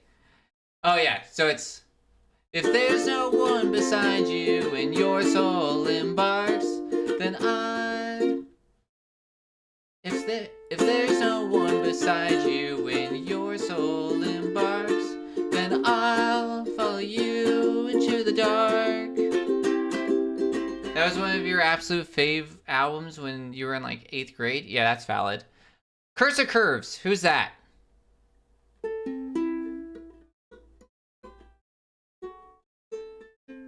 Is that also Death Cab? I was obsessed with that song for a while. Cute is what we aim for. Oh, man. Yep. Man, did band names have a different sense then. I was listening to our Wrapped today while getting ready. And I don't know if it played more than one Taylor Swift song in a row. But I had to skip it. I got halfway through like one of the songs. It was like, I forget what the name was. It was like, if daddy says you're no good, something like that. And I was like, or screw daddy, I'm bringing you home, something like that. And I like got halfway through and I literally like was like, I can't do this. Like, and like, I'm not here to shit on Taylor Swift fans. Like, I'm not out here being like, oh, because that's a bad idea. But she's just not for me. Oh, I was playing the song, but daddy, I love him. That's what it was. Yeah. Is that a really long song? Because, like, I don't know how many songs had gone through while we were, like, while I was getting ready. But, like, that song, like, fully made me realize that music was still being played. The song is actually about media being annoying. Interesting. It's a normal length, I think. Okay, then, yeah, there must have been 2 in a row. Because, like, it fully threw me off where I was like, I've been listening to Taylor Swift for too long. And it's just, like, not vibing.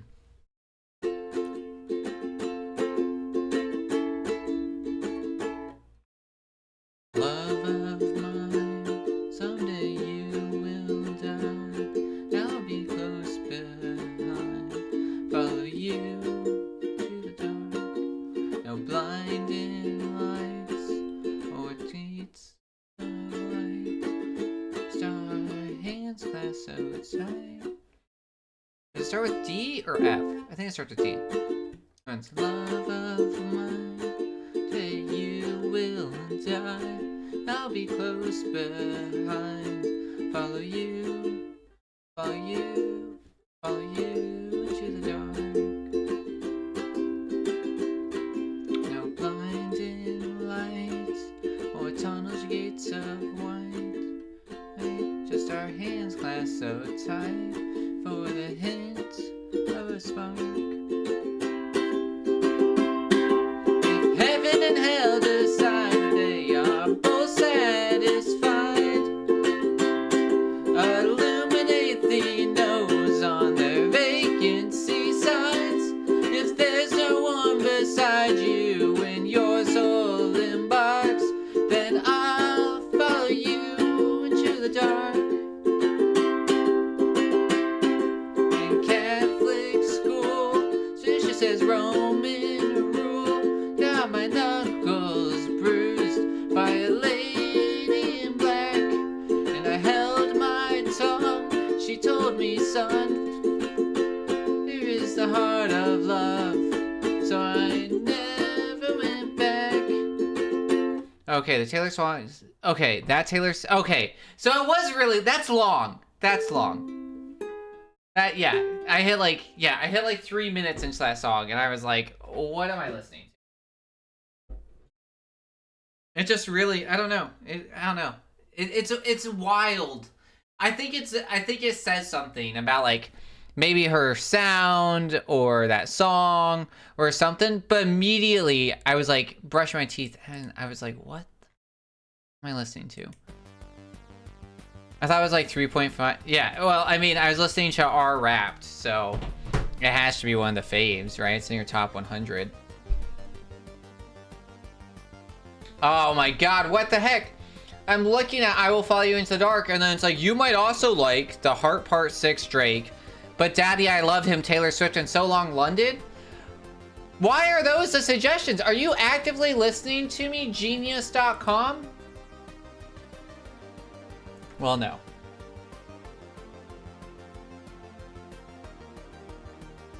Alright.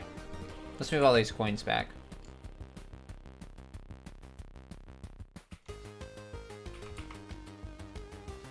That's the song from her that made the 100 list are from the new album, which I listened to a lot this year, but they aren't faves in general from her catalog. Oh. What's the one song that you said that is like you wanted or was surprised didn't make it or something like that? How was I doing this?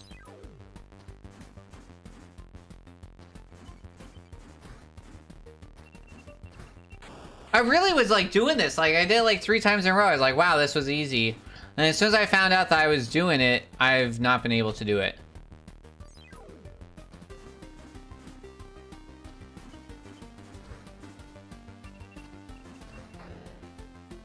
Yeah, a couple of my favorite T-Swifts didn't make the list, so I was surprised. Yeah. That makes sense. Definitely an interesting year for music, I find. The Wrapped was weird. So, Funko has AI that scours for like copyright stuff. Because like everybody's saying that Wrapped was like overly AI generated, which might be true. But Funko, like the people who make Funko Pops, are enforcing their copyright using AI. So it like scours the web for AI violations, and then it submits like reports to domain holders to be like, hey, domain holder, take down this website, it's in violation of this copyright act, and like they're hosting like our stuff. And like because they have AI doing it, there's like no like, is this fair use, is there any money involved, anything like that. They're just enforcing their copyright. And then the other thing is that they're doing it within like a weird regulatory, right? So they're having like regulators who own domains who like they have to follow a law saying that like they won't like allow illegal stuff on their domain, you know, and some do better than others. Like domains are like .com, right?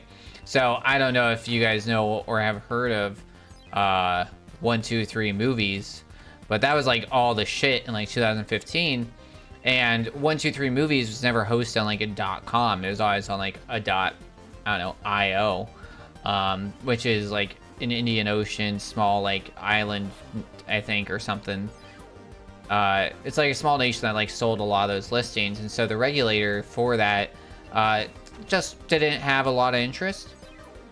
So a bunch of people bought IO domains early on because they were like cheap, and one of the most popular and common ones is itch.io, which drop.io was a really big one. It's actually like website of the year in like 2009, and then Facebook bought it, and then it went defunct 2 years later as a music sharing website.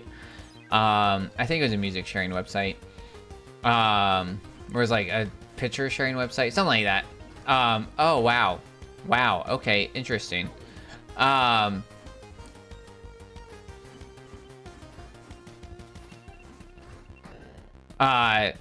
But yeah, anyways, Funko like did that with Itch, being like, hey, your whole site's violating. They were like, somebody had uploaded, because itch.io is a like indie game upload website more or less, and that a lot of people actually rely on for like a lot of their like backhauls and stuff now, for some of their games.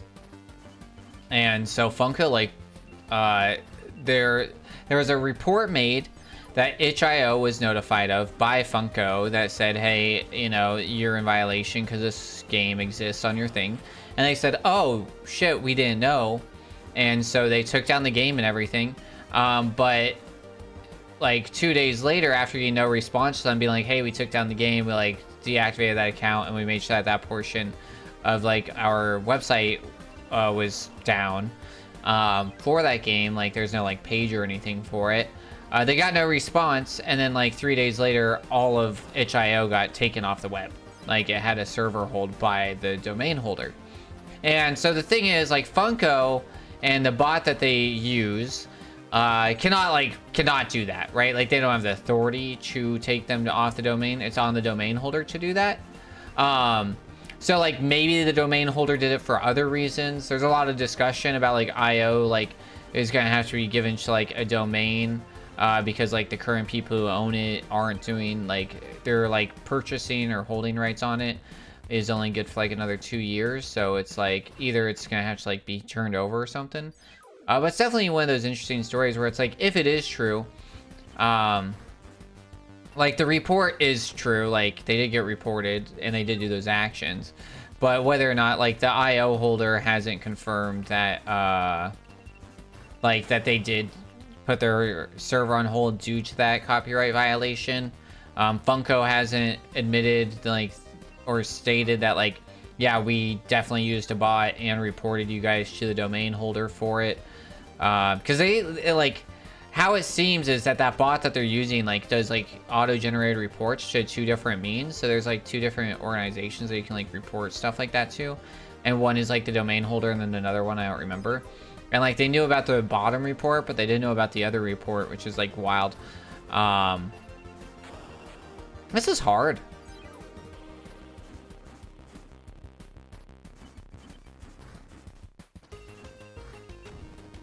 Yeah, I don't think that this is going to be marathon viable, honestly.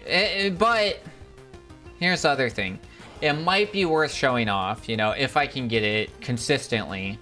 It might just be worth going for and then skipping it, you know? What I don't want to happen during GDQ is that I get like in a death spiral, you know? I'll pull a backup strat that's easier before we take like 10 deaths, you know? Maybe like 3. And it's like, all right, we're going to do like an easier strat, you know? And we're going to do this slow. Just like that way people aren't stuck watching me make the same mistake over and over and over again. And 2, that way it's not just like killing time, because it's like I don't know how long I'll be in like a death spiral, you know. But Yeah, it's like wild that like AI theoretically could have the power to like bring down entire websites by generating auto reports, and it's like that's concerning. Also, the fact that like a registry holder was just like, come on, man, I got the thing.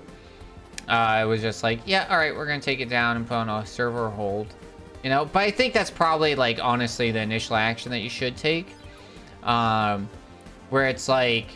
Right, they didn't like deactivate it, they didn't pull it down, they just put it on a hold, which like honestly that's what happens with a lot of stuff with like legal things, especially once we know the error rates are so high. 100%. I mean, look at United Healthcare. Like, they had AI deny 80% of claims that probably shouldn't have had. Like, literally had AI out there killing people. Like, insane. You know, so it's like the fact like it shouldn't be enabled with that kind of power. I think that's like the biggest thing, right? The biggest concern is like that we're allowing AI to do like all these things. Like how long till like LAPD is like, well, we use AI to determine whether or not traffic cam footage. Because here's the thing, that people don't realize, like legally you are required to like see who like is reporting you of a crime in court. So like you can't be like you need to know who the case was brought up by, right? So most like traffic courts follow different laws, right? Because it's not a criminal court, which is like one of the craziest things that we've done in the US is like basically take this legal system and remove a lot of the rights of it by being like, well, it's not criminal court, so it's fine. And so, but with like traffic court, one of the requirements, right, is with like traffic cams, even like speed cams, red light cams, those tickets have to be issued by a police officer. So you can't have, you can't like it's not like, oh, it flashes, you run the red light, and then you're just ticketed, and then you gotta like go into court and fight it. Is supposed to be what doesn't happen, right? Because there is an error rate on those things, right? And so, it's like you're not being issued a ticket by a, you know, machine, who's like, yep, nope, ran it, and then that's it. You're actually being issued a ticket by a pig who is like in his office, you know, reviewing this traffic cam footage, and then you get issued like your ticket, right? And then you can like argue it, right? So it's like even in like a case that like that's not AI, you know, that's like that's a pretty well-defined, well-known robotics that we've had for a long time, that's like using a pretty black and white written code, you know what I mean? That's like if car goes past this point, this is really tricky, then, you know, take picture, you know, and like we don't even trust that to issue a ticket. But then we're like with AI where it's like, oh no, it knows, it can do it. And it's like, that's wild. Like, so how long until like we allow AI to be writing those tickets, you know what I mean? Especially, and companies are all rushing to get AI featured. Yeah, 100%. Like, it was wild. Like, one of the things that Google is selling with their new phone, if you, or maybe it's part of the Fi network, is like, oh, you get 1 year subscription to our AI. I'm like, I don't really want that. You know what I mean? Like, cool, I guess. But like, also, when they started being like, oh, we're adding AI to phones, it's like, this isn't actually really been helpful in any way. Actually, I found out that, like, in my opinion, my like voice recognition thing's been worse since I got AI on my phone.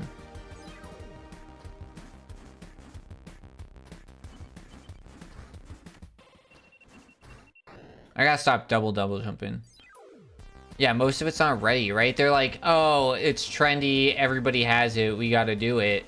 And it's like, no you don't. No you don't. Shit. This is a really hard trick.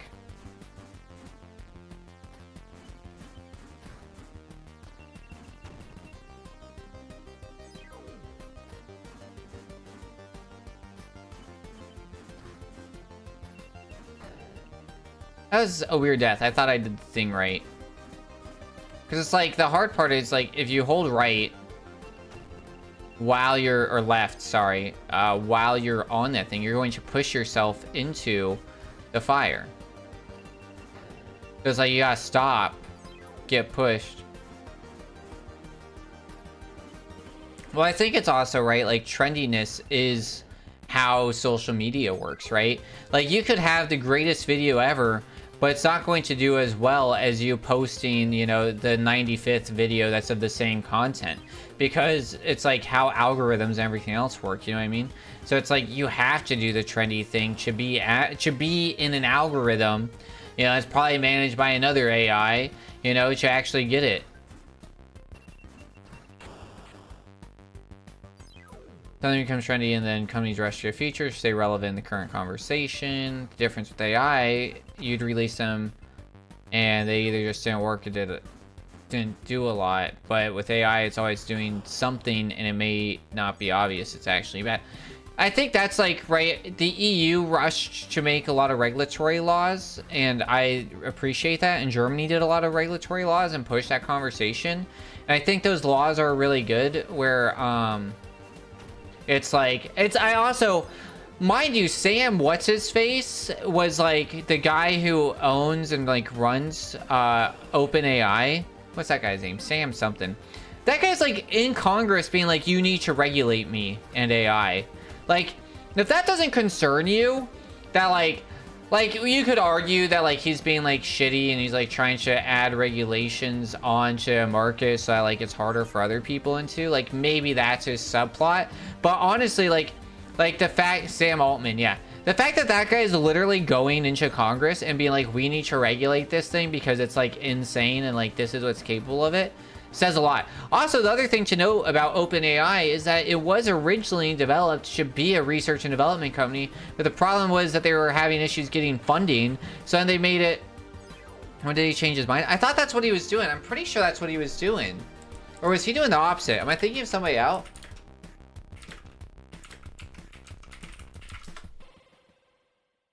According to AI, no, that's right, yeah. Sam Altman, the CEO of OpenAI, is a vocal proponent of regulating artificial intelligence. Originally, he was against regulation because he claimed that we didn't need to worry until AI could take over countries.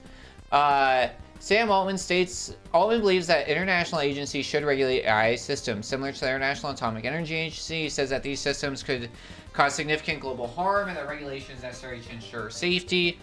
Altman acknowledges that regulation can be tricky and that there's a risk of over or under regulation. He says that regulation is important, but that it's important to get the level of oversight right. Altman has warned about the rapid evolution of AI and the potential for societal misalignments that could be dangerous consequences. He says that AI systems can have a negative impact that goes beyond the borders of a single country. This is what I remember him doing right early, like a year and a half ago at least. Yeah, this is what I remember. Yeah, Altman has testified before Congress on the need to regulate AI. He has also briefed the Senate Intelligence Committee on risks. So when did he do this? Whoops. His first testimony before Congress was May of 2023. Because I was going to say, it was right around when I moved. A year ago, he was on record saying today's technology doesn't need heavy regulation, but at some point when the model can do like the equivalent output of a whole company in the whole country and then the whole world, maybe we do want collective supervision of that. That's wild, because yeah, May 2023, he was in front of Congress fighting for regulation.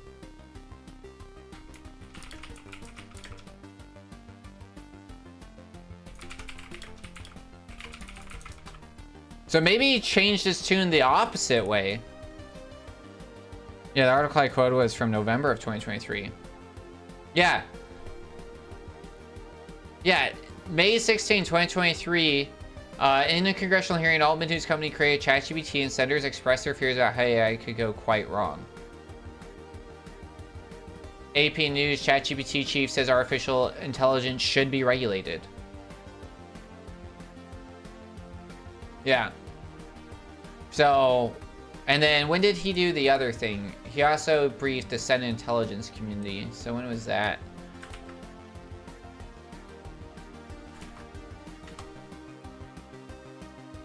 He briefed the Senate Intelligence Community. Oh, the same day. So in May 15th, like around the same time. So in May of 2023, he was fully for AI regulation. Certainly saying anything like that around the time he was fired and rehired. So Sam Altman was fired. Wait, that was Reddit.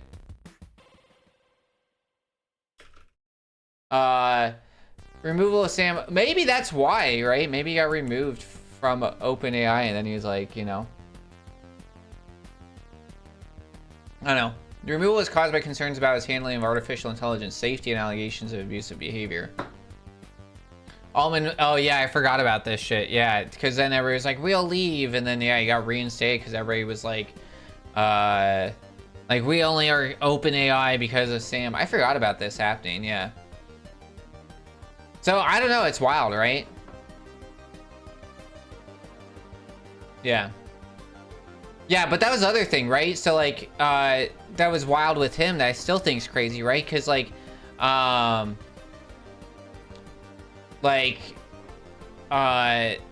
OpenAI was literally, there's two companies of OpenAI. There's stuff that we watched or listened to.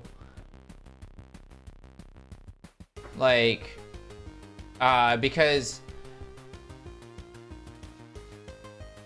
Oh yeah, also the fact that there's a Republican representative on the board is like wild.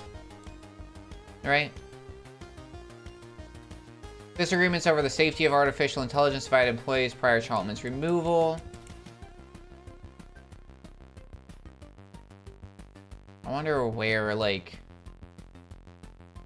I don't know.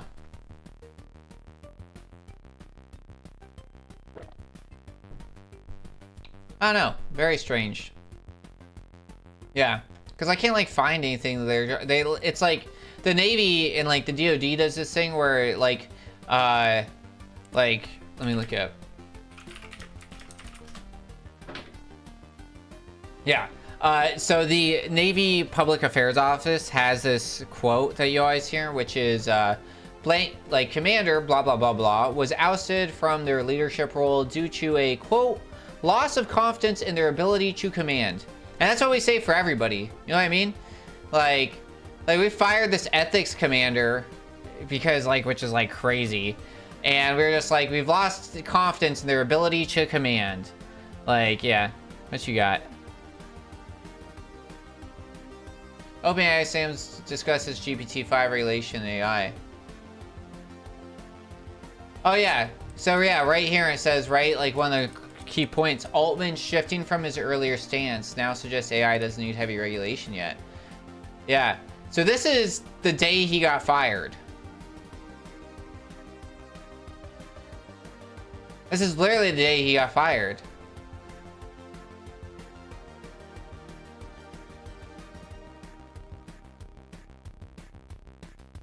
Yeah. Yeah, literally, it's like this perspective marks a shift from his earlier stance expressed in May when he advocated for AI regulation. Wild. Yeah. Also concerning. I only remember he got stakeholdered. I think so, 100%. I really do. Right? It takes a lot to, like, go out there. Like, I really do, right? It probably, like, hurt him, right? He's got Republican senators, dude, on his, like, board. Like, 100%. You want to talk about who's, like, anti... Shit! I didn't know that those were there! Man, we made so much good progress, so...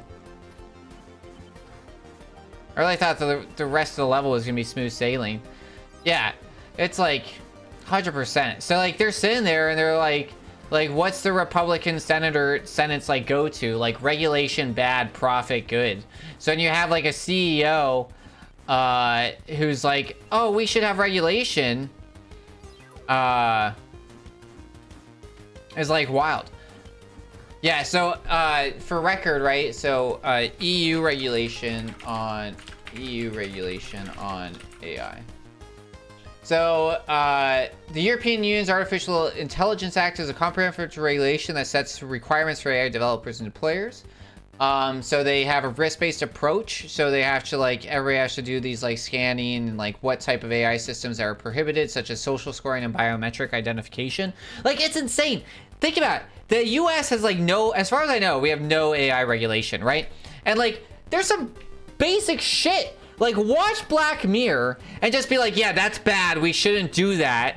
And, like, literally the EU was like, yeah, social scoring not happening. Biometric shit not happening. Like, too dangerous. Like, and it doesn't take you to wait, like, 100 years or 10 years or 5 years to be like, oh, maybe we shouldn't allow something like social scoring or AI to exist, right? Like, you don't need to wait until, like, AI's in charge of fucking nuclear bombs or something to be like, oh, we need to regulate it. You know what I mean?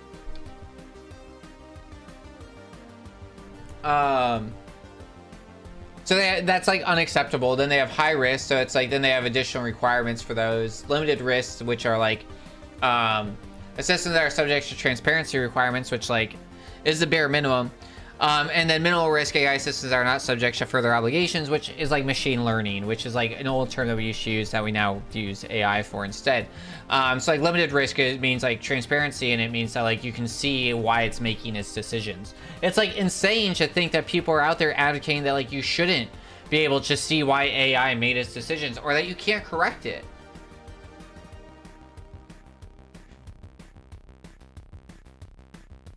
It's also important to know whether or not it's being manipulated. Like, is somebody giving you a shit ton of false data to fuck it up? You know what I mean? Like, that's important to know. Google should know if people are Googling the wrong shit, feeding it the wrong info, that fucking Charizard isn't a starter Pokemon.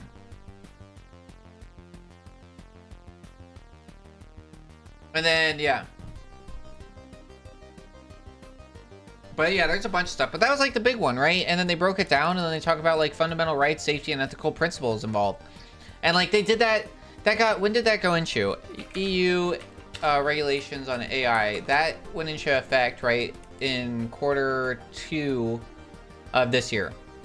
So yeah, it started entering the force in Q2 of this year. And it was first enacted June 8th, 2023. Like, say, like, we were actively, like, you had OpenAI begging to be regulated. Like, regulate me, daddy, in, like, May of 2023. And we just did nothing with it. Like, it's wild. Like...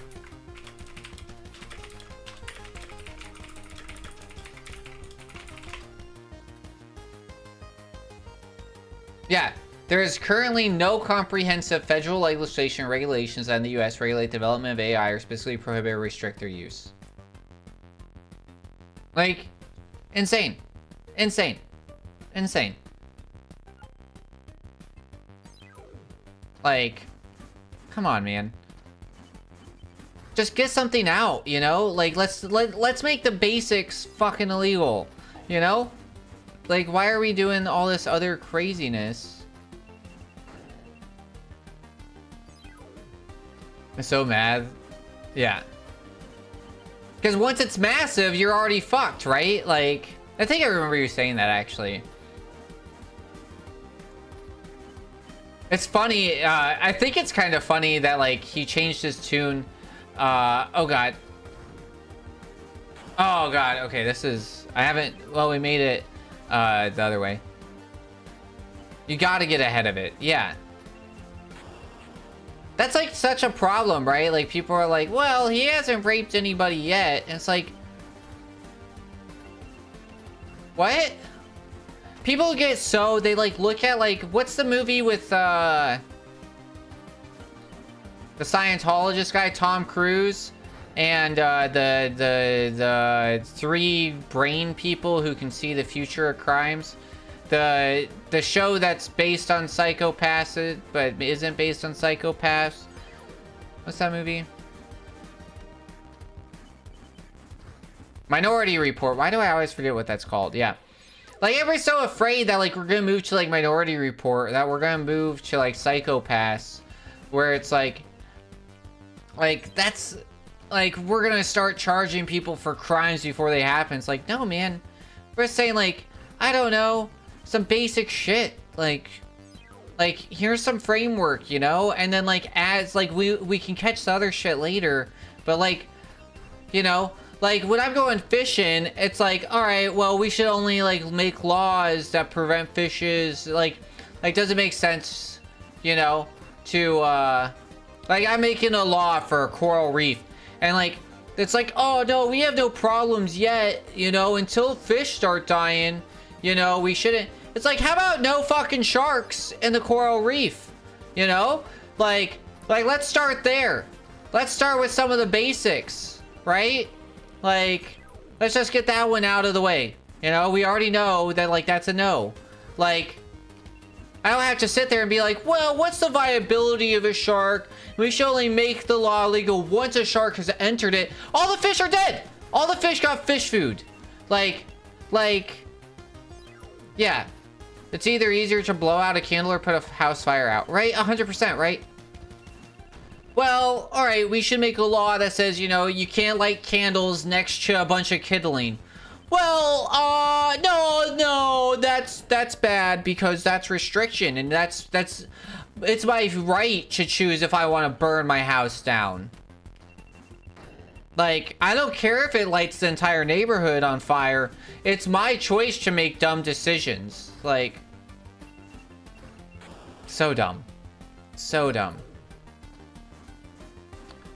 Free disclaimer, by the way, all opinions made on my Twitch account are of mine and mine alone. They are not representative of the US government or any organization that I may represent or work for.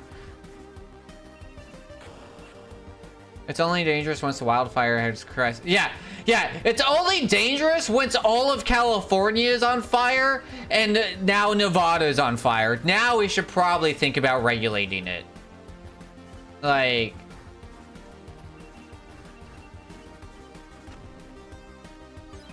I at least want to get like 1 or 2 times on here, like, you know.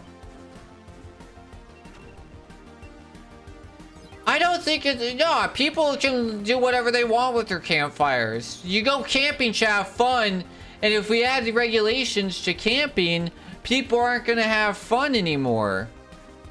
They're going to be too worried about the laws that they gotta follow. Like, I can't, dude. The shit I be hearing.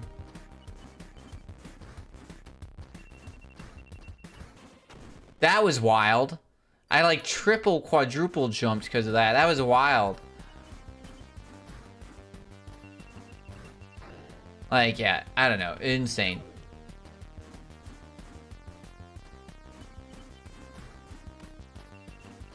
Ah, shit.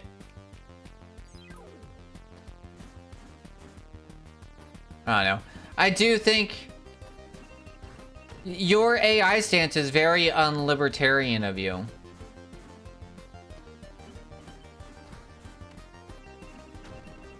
But it's like, I do think that there is like freedom, right? Yeah. Or does it not matter because it's not a personal freedom? Because it's AI and it's like a very specific company.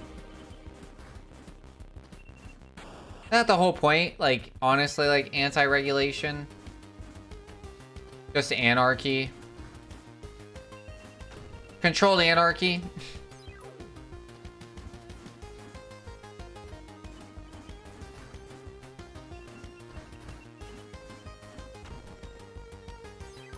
I think they call it community anarchy. You're not anti-regulation. Yeah, that's valid. Yeah, I know you're not anti-regulation, but then it's like, well, here's like the crazy thing, right? Yeah. Is like, we're all unique individuals and like, we don't all have to fit into a perfect box that somebody else gave us, right? Like that's a, there was a German comic who I really thought made a very valid point. So in Germany, they have like 6 or like 8 political parties. So a lot of political parties in Germany. And he's like, the like crazy thing that he said with America is, all right, 1291. All right, so we did it once. Current world record is 1195. So we're a second short, but we did it. We got through it once. You know what? You know what? We'll put a coin over. We'll put a coin over. We did it. We earned that coin. And we immediately lost that coin, but we earned one. You know?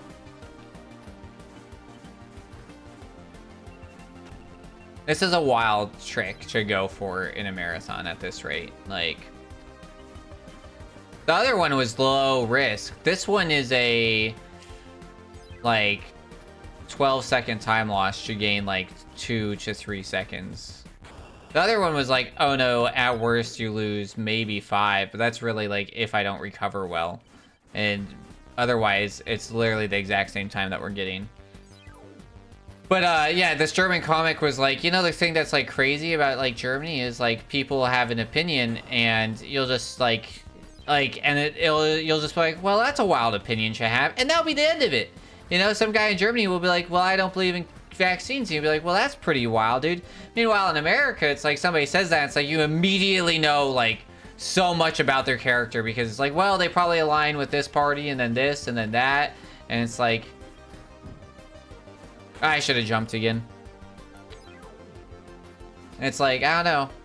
It's like our founding father and our country's daddy was like, oh, I've seen that clip. Yeah, right? I think it's a valid point. I think it's a valid point. One of the 5-4 episodes that really upset me was one of the ones that was about how, like, being able to spend your money on anything, even like to influence elections, is like protected under the First Amendment as a freedom of speech, which is insane to say out loud. But because like honestly, my biggest issue with the anti-vax movement during the pandemic was the refusal to follow the alternative. That's valid, right? Where it's like, hey, if you don't want to do this, then you need to be wearing masks, or like, hey, you like, right, you now lose a privilege, right? You can no longer go into this store, or you can no longer do this, you know? And, like, that should be allowed, right? Like, a right to refuse service, and then all of a sudden it was like, whatever. I disagree. I fully am like, there is no, like, unless, like, I don't know, even, like, I don't know, I won't get too into it. Yeah, get tested, right? But you just can't refuse all of them? Yeah. Right? Actions have consequences. I think that's, like, the biggest thing that's, like, missed in general. Sephi, we raided over to from Sweet Peeps. They're part of the Clock Tower Twitch team, which was new to me. They know, Avery, Lil Sia. Or at least they, like, watch and, like, mention them. But it was definitely, like, a very, like, kind of similar vibe. But it's definitely interesting to, like, see how Twitch has changed a lot. I guess, you know, a lot has changed. I think COVID did that. Because, like, when I was streaming in 2019, you would not catch me dead. Also, I've changed, I guess, right? Everybody was like, no politics. Like, you could not find, like there was, like, political streamers only, right? Like Hassan, I guess, would be, like, a political streamer only, from what I understand, right? But, like, outside of that, and then even then, I don't think, like, Hassan was that big in 2019. You can correct me if I'm wrong. But it's, like, now, it's definitely evolved. Oh, I forgot about those. That's what I had more of a problem with. If folks didn't want the vax but were willing to do the other, I think that's acceptable. I mean, if they weren't an alternate, like, you know. I had problems with, my biggest problem was, once again, like, was more of a personal problem that was ongoing, which was, right, there was additional regulations put in due to my job, right? And, like, they constantly do that, right? Like, you have to be, most streamers had a boom, 100%, yeah, Twitch crazy changed in 2020. But I think the thing that also changed was that, like, everybody's willing more so. You see a lot less, like, don't talk about politics. Like, it might still be in there, and, like, people, like, foot around it. But you really only see that stance from people who have been on the platform for a long time. I think most people are willing to at least say something about it now, which I think is interesting. I think in some ways it's a good thing. You know, I do have moments where I'm like, oh, I'm not going to say that on... Yeah, politics has become mainstream. Yeah, that's a good way to put it, right?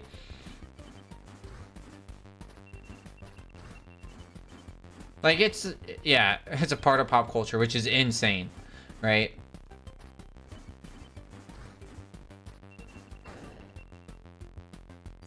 Is that shit personal message? Hold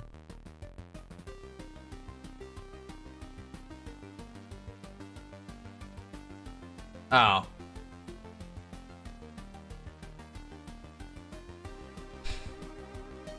Oh. Okay. Funny. Not an immediate response.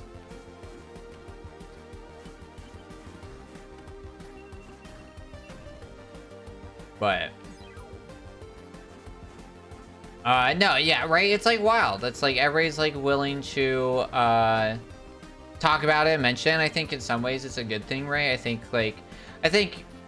you and I have talked about, right, where it's like I very much remember being in an era where it was like you don't talk about money, you don't talk about religion, you don't talk about politics. And now we're in such an area where it's like everybody's talking about money in like multiple ways, like this is what you should invest in, this is how you should do this, and like that's one of the most popular like podcasts, and like that slowly moved away. I think like Dave Ramsey made that like really big. I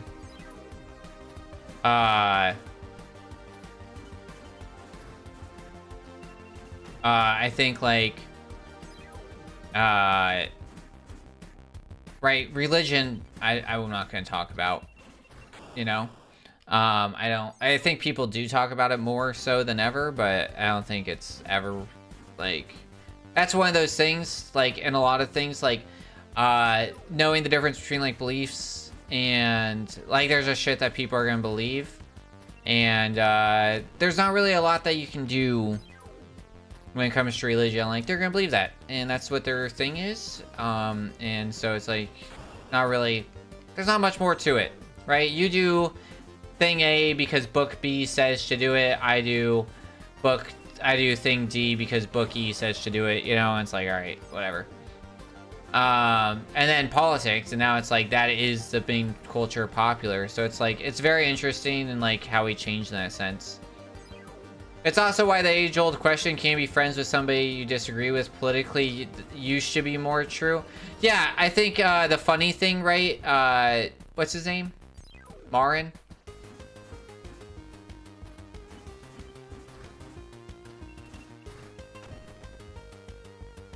I want to say Dave, but that sounds wrong.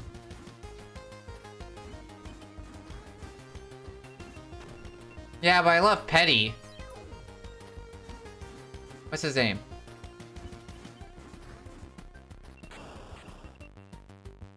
That's the joke that I'm referencing, actually, right? Mark Maron. Yeah, that's what it is. That makes, yeah. Right? His whole thing with, like, now I can't, like, be friends with, like, my grocery bagger because he added me on Facebook, and now I know that, like, he's a neo-Nazi. And it's like, yeah.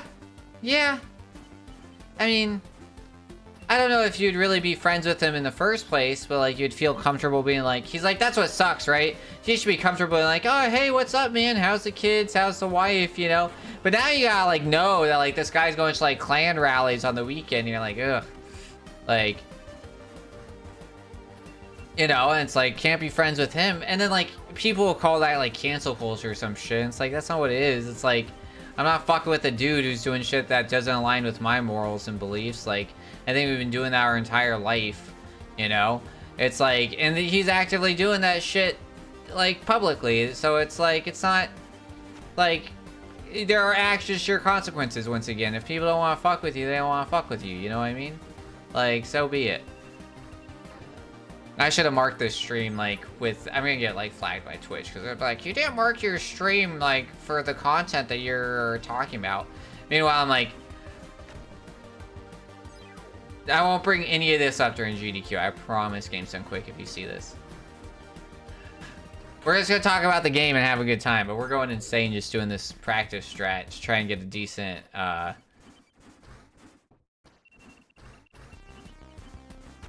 Man, so close. Yeah, I don't think that we're getting this effective quick enough. What time is it? To marathon safe. I do want to get a better time than what's I have so far, which is like a 12:91.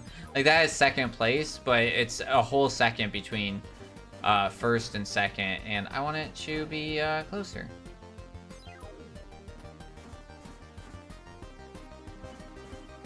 But But yeah, it's harder now, and it goes back to that thing that I was saying with like the 8 different political parties, right? It's like, I think COVID's really what killed people, right? Is that like, I do think that, I personally believe, you know, that purpose and identity are the 2 most important parts of the human like experience, for you to like feel content with life, is that you need to have a community, that with that community comes a sense of belonging.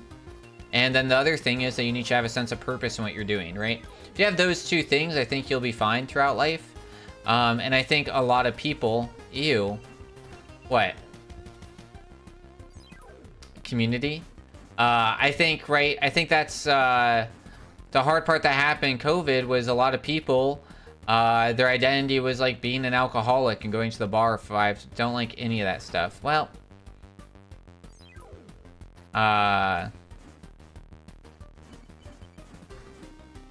sucks to suck.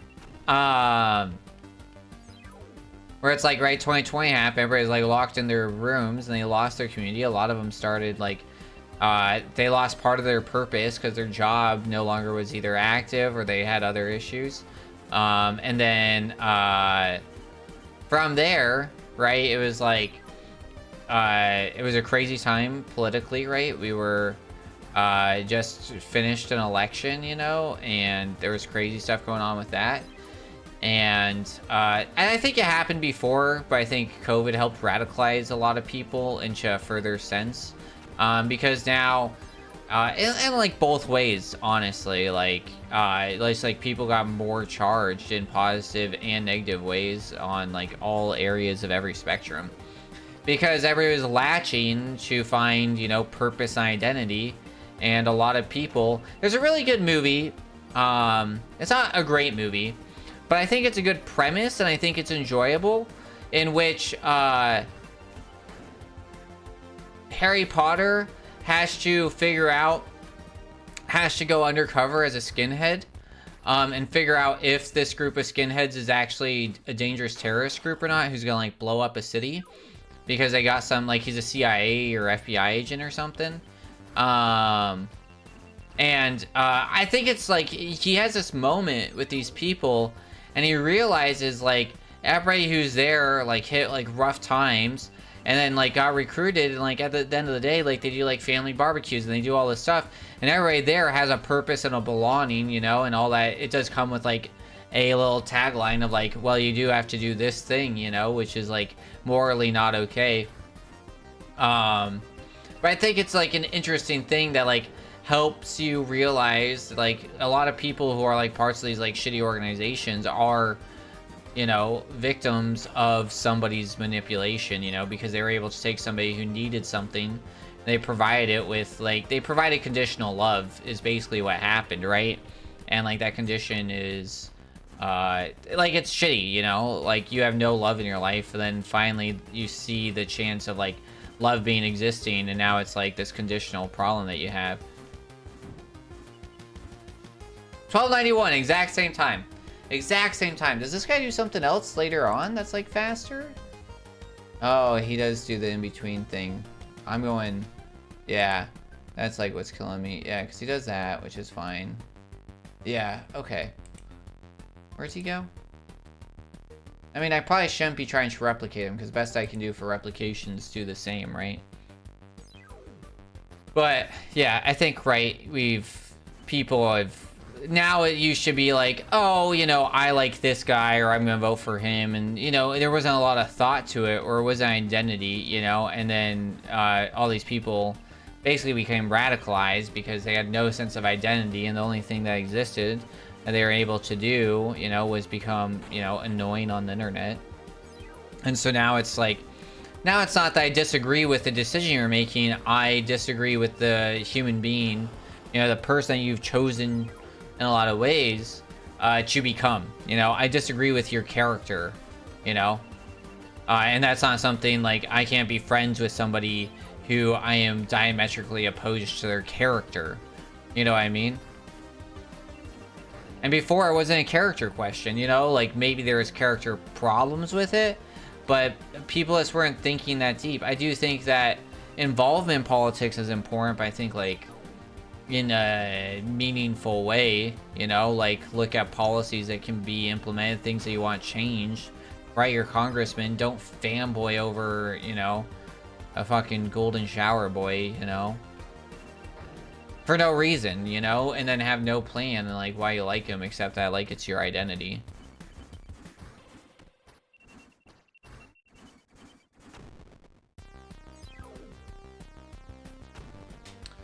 All right, we're gonna give this level another 8 minutes of tries, and then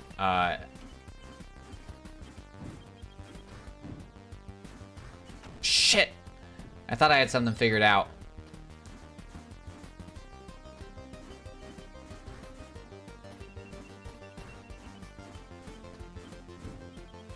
Uh-oh, I might be getting somewhat consistent at this. 1273, it's a new PB. It's better. I should do the coins. If I get this twice, we'll move 2 coins. It's giving Sonic music. I can see that. You like it? Good. There's moments it definitely reminds me of like Katana Zero for sure. And then what was funny was I got Katana Zero because I had hoped that it would remind me of Hotline Miami. But it was a lot chiller than Hotline Miami.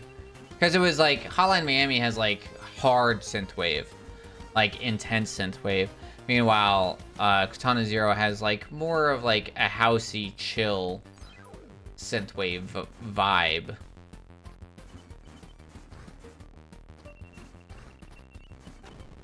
Miami bass. I don't know what Miami bass is.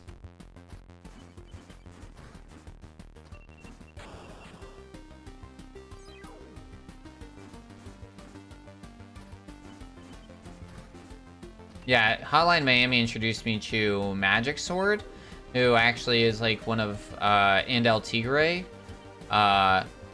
who are 2 of like the bands that I really like. Oh. I'd have to check it out. There's so many like subcategories of music, you know what I mean? That's like I found this band I like. They're I do recommend if you guys like modern baseball, Say Anything, early Paramore maybe. So apparently that genre of like punk alternative is now being referred to as soda punk, which I'm cool with. An electric energy house. Oh, yeah. Then that would be actually funny enough. Miami bass is closer to what Katana Zero has. Vice what? I don't know why I killed myself there. I was fine. That's what I was talking about with Bad Habits. Versus Hotline Miami, which definitely had like synthwave, like proper synthwave in a lot of ways. I ran a song Portland, You Don't Know Me. Okay, I'll have to write those down. Let's see. Portland, You Don't Know Me. Nice. Yeah, I'll check it out for sure. I won't do it now. I don't want to be copyright ID'd. I forgot. But yeah, if you haven't heard of Magic Sword, definitely recommend them. And El Tigre. El Tigre, I think 2 years in a row, Infanticide made my top 100. It is one of the songs I usually like get hyped up.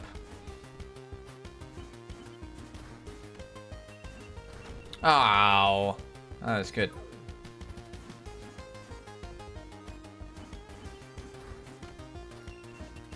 Boots, are you in the Discord? I can't remember. I think you are. There's a Music Lovers channel. If you want to post some stuff there.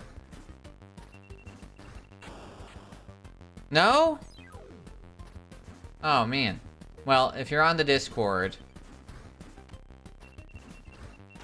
and you're interested, I do recommend it. You can catch Pokemans there. We got wholesome memes. We do like tier lists from time to time. We do movie nights from time to time. About 48, new PB. New PB. We'll move the coin over in good faith. Move the coin over in good faith.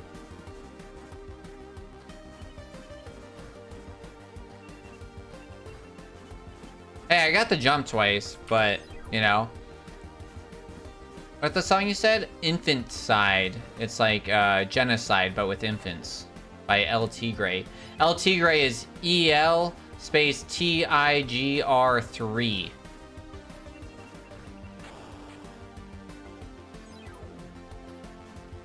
And then the other one is, God, what's the Magic Sword song I really like? It's not like one of their top fives, actually. I'll know it when I see it. Hold on. Magic Sword band. I really like... Let me do songs. I like... In the Face of Evil, I like. Is that the one I really like? Might be. I think In the Face of Evil is the song I really like by them.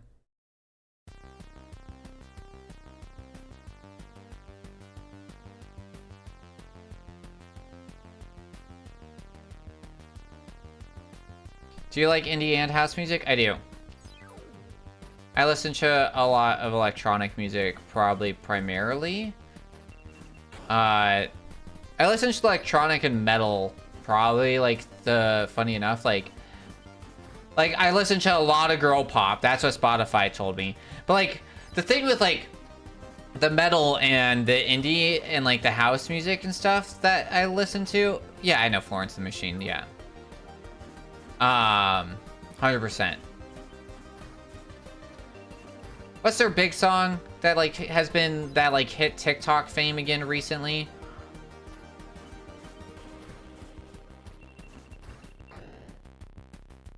Ooh, Lucy Rose.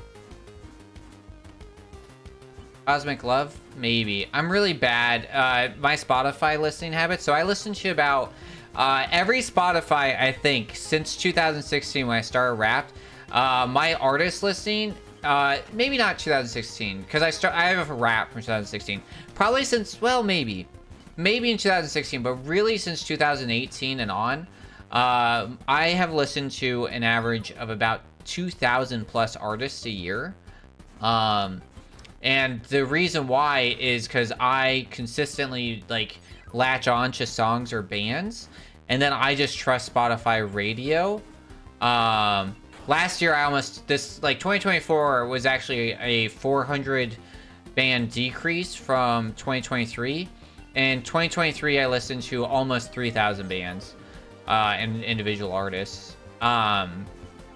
And so, like, the big reason how that happens is because when I listen to, like, metal, and when I listen to indie, or not indie, but, like, really, well, honestly, kind of anything, I, like, latch onto a song, and then I just listen to a playlist, not like a self-created playlist or somebody else's playlist, just a radio, and so I get, like, new songs and new bands every day. So it's like I'll have one song that'll have like 100 plays or something like that, you know, and I'll have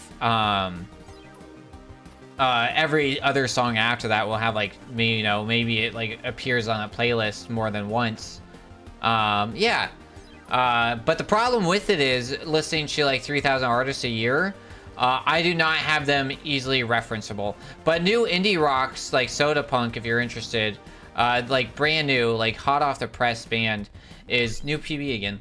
Is Ditzy Spells, DITZ Spells. So if you like indie punk rock, like Modern Baseball, Say Anything, or any of, like, other Max Bemis songs, definitely check them out.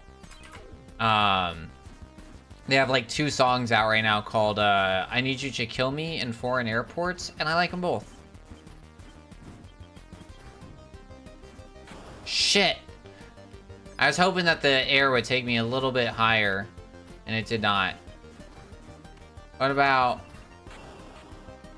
Kibo Motto? I did not recognize those words. Is that a band or a genre?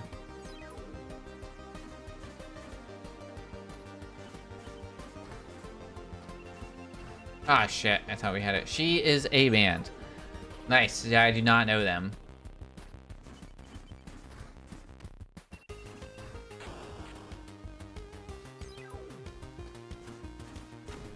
Let me throw... Alright. Actually, I'm going to give this 3 more minutes just because we just PB'd again.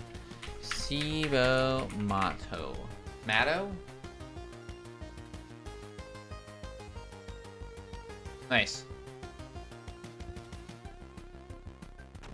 Viva La Woman.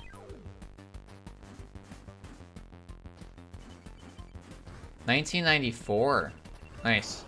Yeah, 90s alternative rock. Super into it. Japanese, they sing English, but it is gnarly music. Nice. I got really into... What's the, like...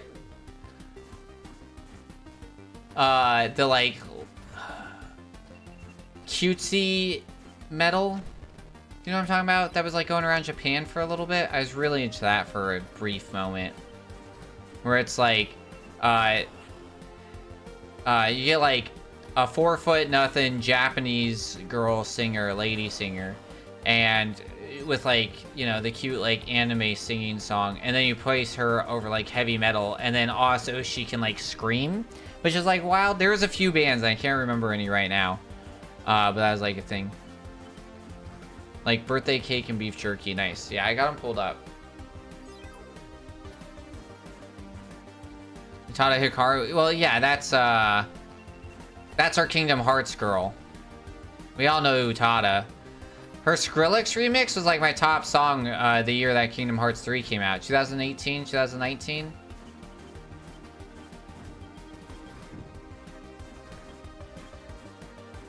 Ooh, new PB again. We're getting closer.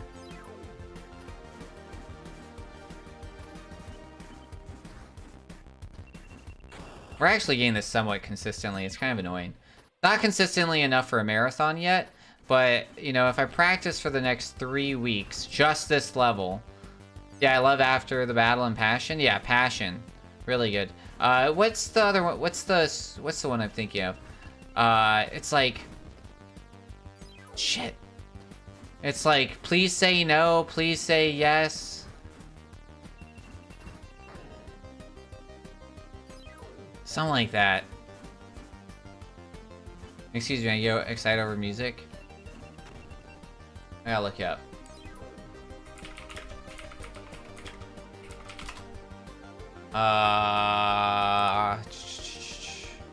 Face My Fears is one of them that I was thinking of. Of course, Sanctuary. What am I thinking of? Maybe it is in Face My Fears. Let's look up Face My Fears lyrics.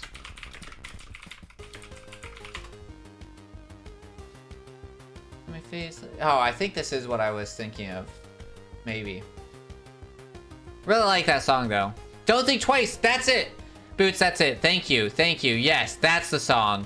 Yes. Good job. Thank you. Yeah, that was like a top song like 2 years ago, too. Oh my god. Yeah. But no, it's like, so because I listen to so many artists, it's kind of funny when it's like, if I know an artist's name, it's like, honestly, to me, I think it says a lot. It's like, I have taken the effort to pull you out of, you know, the billion artists I listen to a year. To, like, know you. And the other thing, though, is I do, like, I will get semi, like, obsessive with bands for a little bit, too, you know? So, like, of course, like, Chaperone this year was, like, the big one. And the only rap I like is Disable Planets. Oh, no, I listen to everything, legitimately. Like, I get people shit all the time. All the time. So, like, oh, I listen to everything, but I don't listen to this. And I will say, like, the one thing I don't choose to listen to is, Disable Planets. Is that not what I said? Yeah, that's what you said. Right?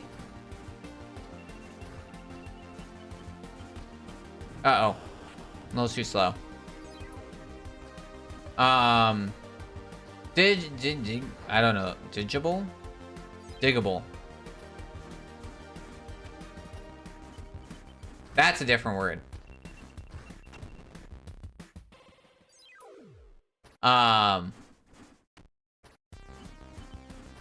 But it's like I have hip hop out like playlists. I have pop playlists. I have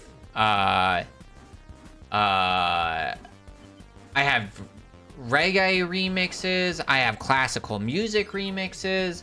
I have lo-fi playlists. Like I have so many, and like that I choose to listen to. So it's like I legitimately try and like I just get in moods for stuff, you know? Same time. Reggae, yeah. My knowledge on reggae artists, not great. But I do, you know, like, of course, like, I got really into, like, Damian Marley and, like, Bob Marley and the Wailers. Like, that's, like, everybody's intro. But, like, of course, like, looking into Damian, I was really into Damian for a long time. Especially his other band where he's, like, playing bass on. I really liked it. Gooch, thank you so much. And then like one of my favorite musics for the winter time actually is reggae reggae Christmas music. It's like one of my faves. So definitely if you haven't checked out like any like good reggae like old school, like definitely into it. I got like really back into R&B and reggae after season 1? Season 2. I think it might have been season 2. Which one's Diamondback in for those Marvel fans? Oh, you're Jamaican? Fucking awesome, dude. Yeah, I'll check it out. Luke Cage. Cause they did, it was so cool what they did. So in Diamondback's like club, he actively had like indie artists and they like brought it, like Damian Marley's on there, which is awesome. But yeah, he had like a bunch of the like creator brought in a bunch of like predominantly like black R&B and reggae musicians to perform at this club. So like almost every episode has a new band in the background like practicing or playing a song or doing transitions, which is a super cool because I discovered so many people from that and I got super into it again. Appreciate it, yeah. So yeah, there's a bunch of good stuff, yeah.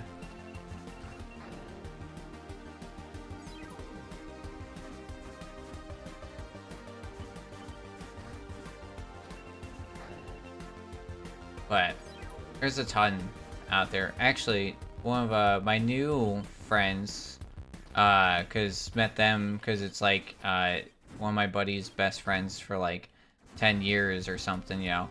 His wife's Jamaican, so we got to hang out with them too. And you're also a musician? That's generous. I can play instruments, you know. I used to do like more writing and stuff. I feel like it's an I don't necessarily feel like a musician per se, you know what I mean?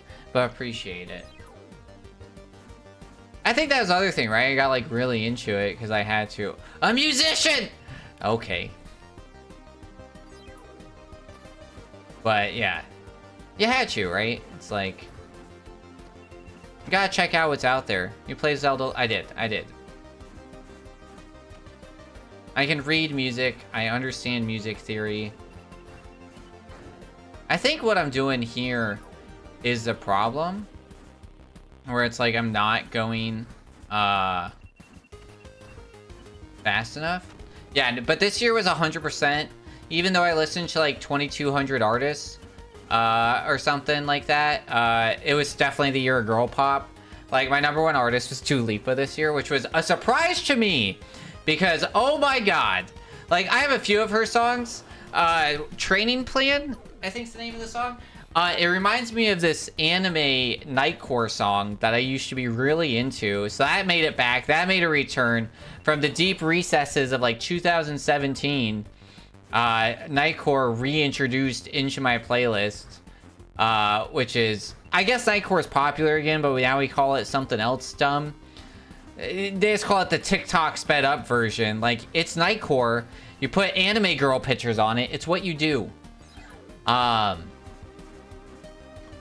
yeah, that was like on my playlist already.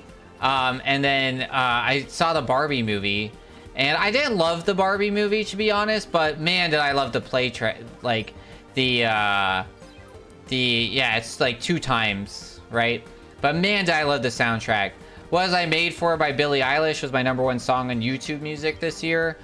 Because yeah, also I listen to YouTube Music at home or at work because Spotify doesn't work. All right, at 9 o'clock we're gonna do 1 to 2. I'm streaming later than I wanted to, but it's probably because I took a nap and I'm finally awake from my nap.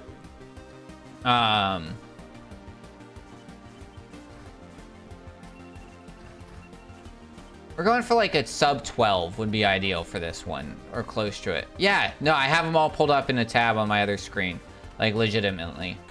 So, but yeah, no, I do recommend. You can do Bang Discord if you want to join our Discord, and then you can always drop in. Like, there's, I have our Discord, so like everybody gets asked to join a million Discords, and it sucks to have a billion notifications and be introduced to a Discord with like a billion channels. So I built my Discord where you get to decide which channels you can see based off of the roles that you're given. So you like go through, you do like what's basically a it's a roles thing, but it's kind of like a survey on like who you are, and so you like fill that out. And nice, new PB again. 1D, well, 2Ds, one at the beginning, one at the end. Yeah.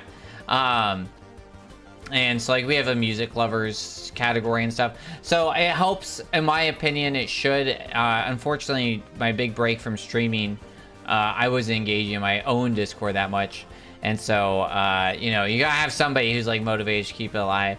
And all of us kind of had life going on, so it quieted down a lot. But the channels, like once they're like the people in those channels chose to have those channels displayed and some sort of notifications on for them. So theoretically, like once you like revive a channel, usually people show up, which is pretty neat. So like we revived like the Pokemon one because of like Pokemon TCG, and so it's been cool to like watch that. And then like Poke2 got some involvement again, which was nice to see for sure. Yeah, all right, so we're gonna let this ad go, and then after the ad break, we're going to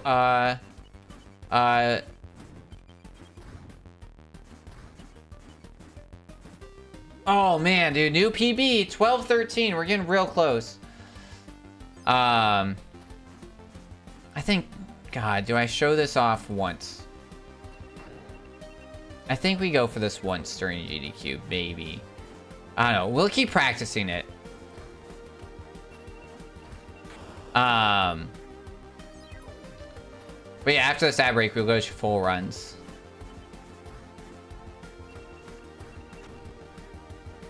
I'm willing to submit a 12-16. We got a world record today.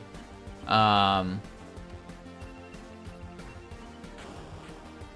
we got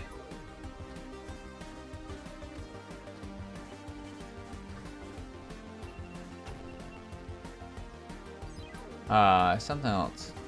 And then we got a new 2nd place on this. Oh yeah, and then we got a new PB on another level that wasn't worthwhile though.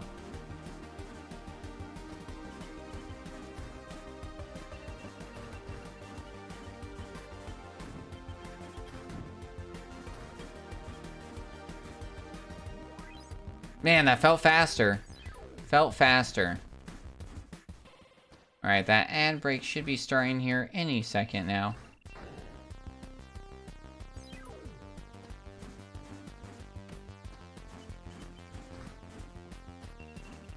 I tried to like go faster in different ways, and it was not a good move. That link not working? Is it good?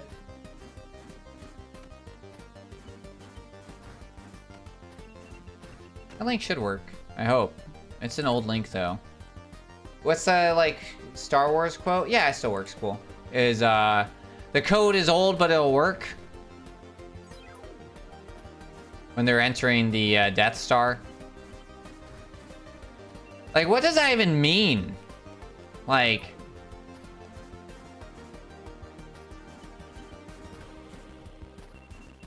that's confusing. Like, you guys don't renew them? Like, you have, like, is it like when you have, like, your one-time authentication, and then you have your 10 safety codes, and then it's like they use one of the 10 safety codes instead of, like, a live notification? You know what I mean? Alright, this is probably... We probably got 2 more.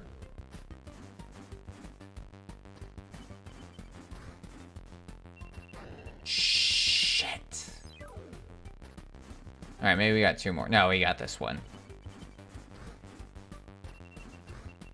No, we got 1 more. I was hoping that we were gonna get it. Alright. What the fork, dude? Alright, we got this one. This is the last one. Welcome back, viewers, from that ad break. And since you're all back, we'll start this one. Here we go. 3, 2, 1. Oh, come on. That was a dumb death. Alright. Alright. Time to turn our Pikachu coins off for our practice and put Live Split back on, because we're going to do a full run. Alright, here we go.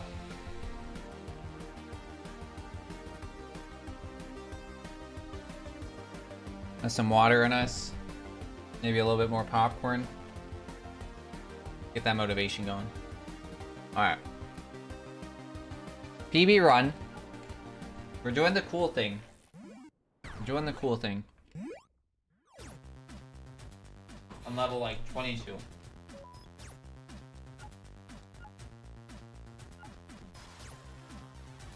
Alright, let me make sure the timer's good to go.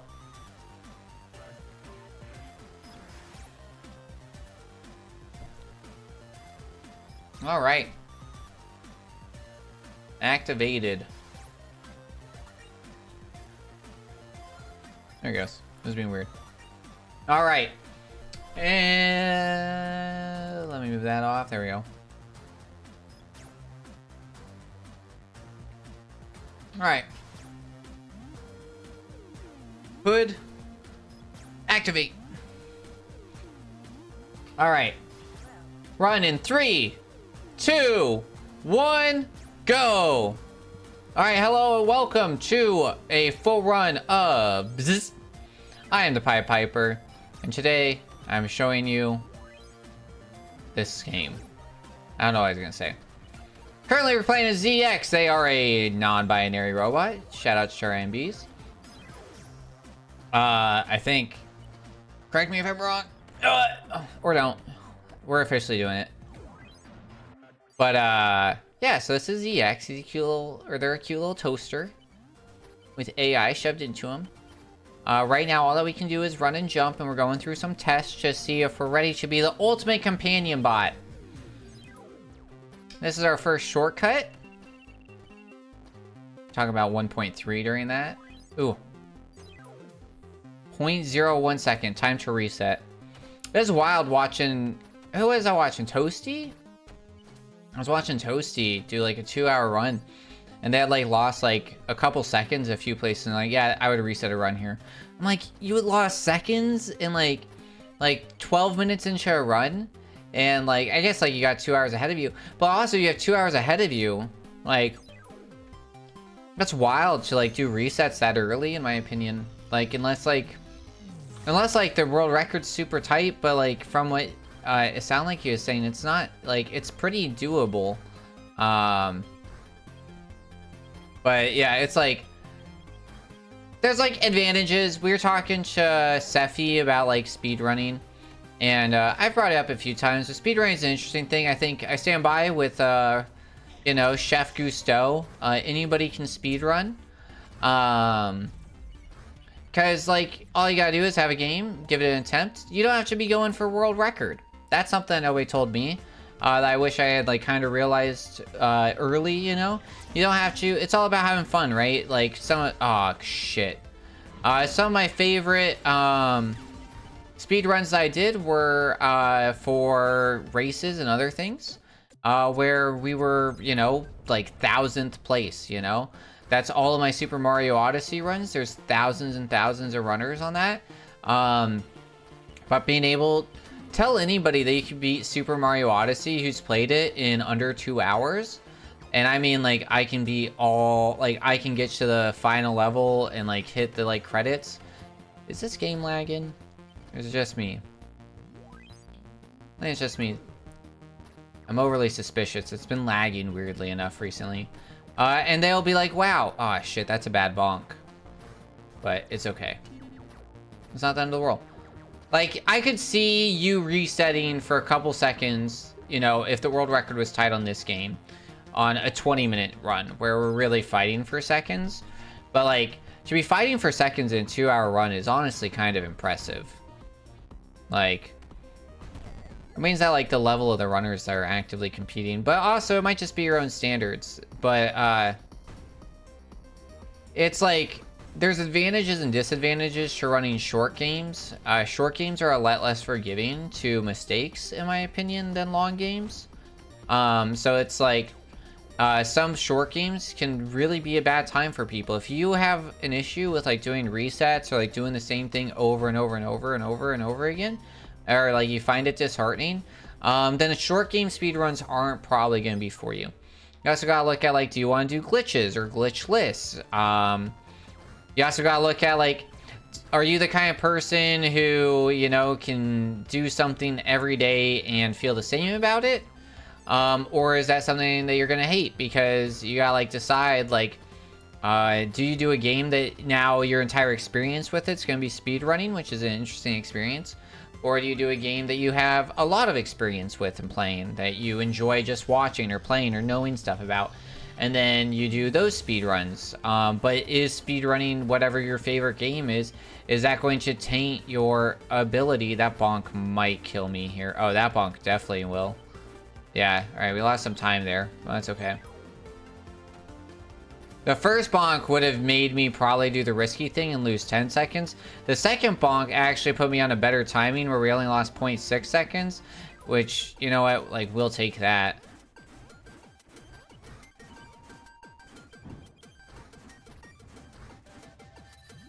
That was the first level I ever got world record in right there. And I was really proud of it. Oh, wow. Somehow I missed a dash. Holy cow, I have no idea what that was. I'll check out here in a second. It was a channel point redemption of some sort.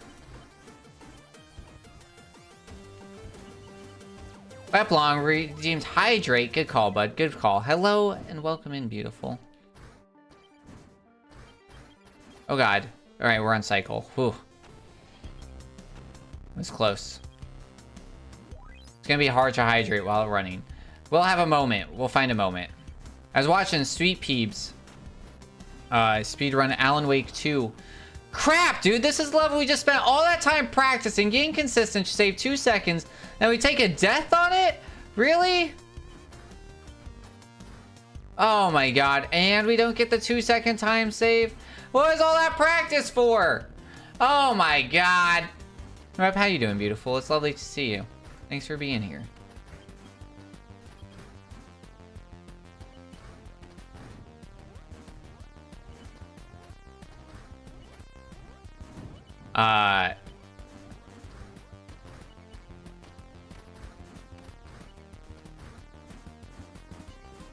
Shit, I panicked. I panicked. I panicked. I panicked. I think that's a reset. If we're more than 20 seconds. Yeah, we're gonna be more than, yeah, we're more than 20 seconds. That's a reset. That's a reset. So, okay, just about to hop on some Poe 2. Path of Exile. I learned that. Everybody keeps saying Poe, and my brain does two things. It either thinks of the Ghost Boys. Oh, look. Beep is playing I see it on my Steam. I fucked up. I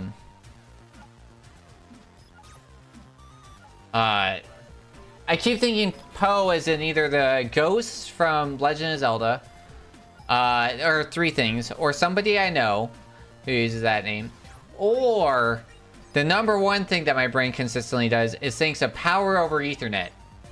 My IT coded brain is like, power over Ethernet, what, 2? Is that like a new standard? Like, what does that mean? I never played Path of Exile 1. I've heard great things. I've seen the hype for Path of Exile 2, which can only mean Path of Exile 1 was probably pretty good, and a lot of people are probably about to be disappointed. Or not, you know? But, you know, experience says. Look at Dark Souls 2. About the banker from a series of unfortunate events. What about the banker? What banker? The banker who tells the kids that they gotta go live with their uncle? Like the like guy who like helps with their estate? That guy?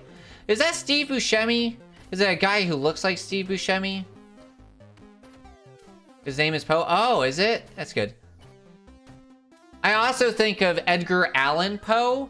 And because I think of Edgar Allan Poe, I think of the bartender in... It's definitely not Steve Buscemi. Okay. Who am I thinking of? There's like a Steve Buscemi looking guy somewhere in there who keeps showing up. An Altered Carbon, the droid robot. I think he goes by Edgar Allan Poe. Like, I think he's supposed to be Edgar Allan Poe or something like that. Where they call him like Poe, right? Am I remembering that properly? You guys haven't seen Altered Carbon. Season 1. World building? Great. Oh my god, what the fork. Season 2? Not so good. I never saw Altered Carbon? Oh! Season 1's worth checking out for sure, dude. Very good. I think they do a good job, honestly, at world building. I think they make it interesting. I think the characters are pretty good. There's like a moment like episode 1 or 2 that I was like, wow. That I thought was like really good. For like how the government runs and how they're building this, which I think is like important. But I heard it was good. I think I tried and got bored somewhere in the first episode. Oh, rough. Yeah.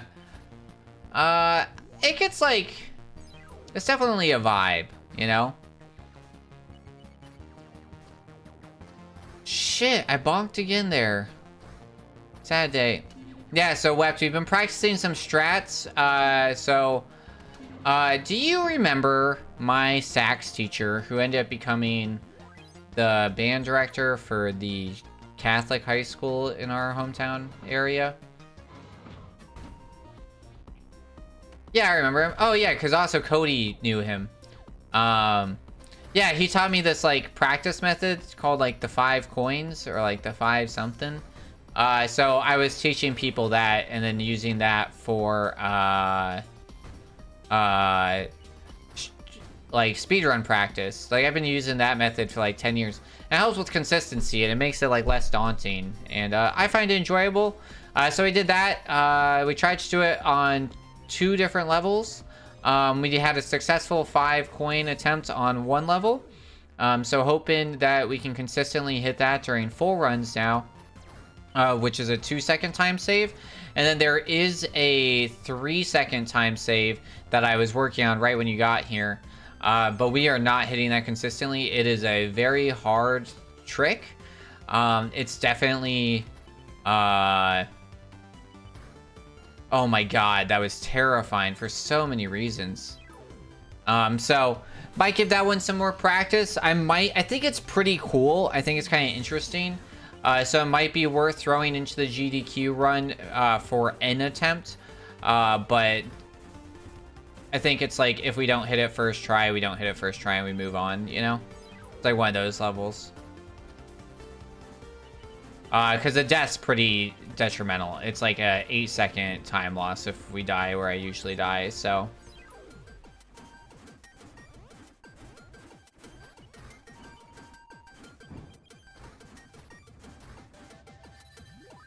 Wow, that was really good.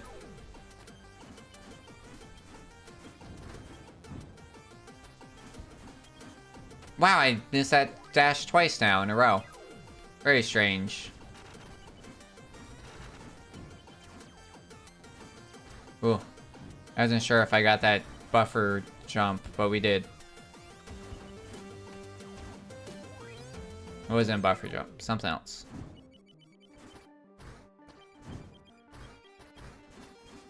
Nice. Nice.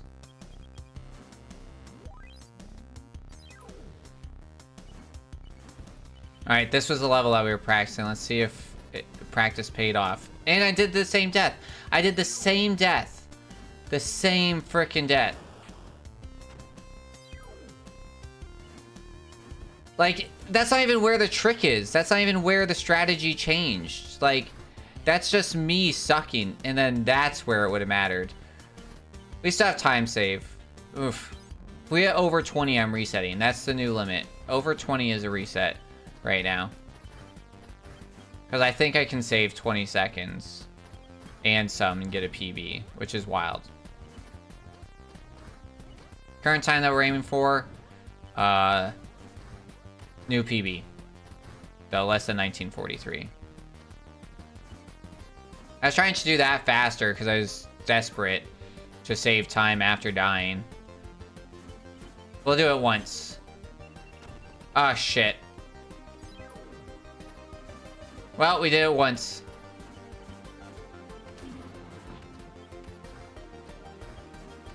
And died immediately.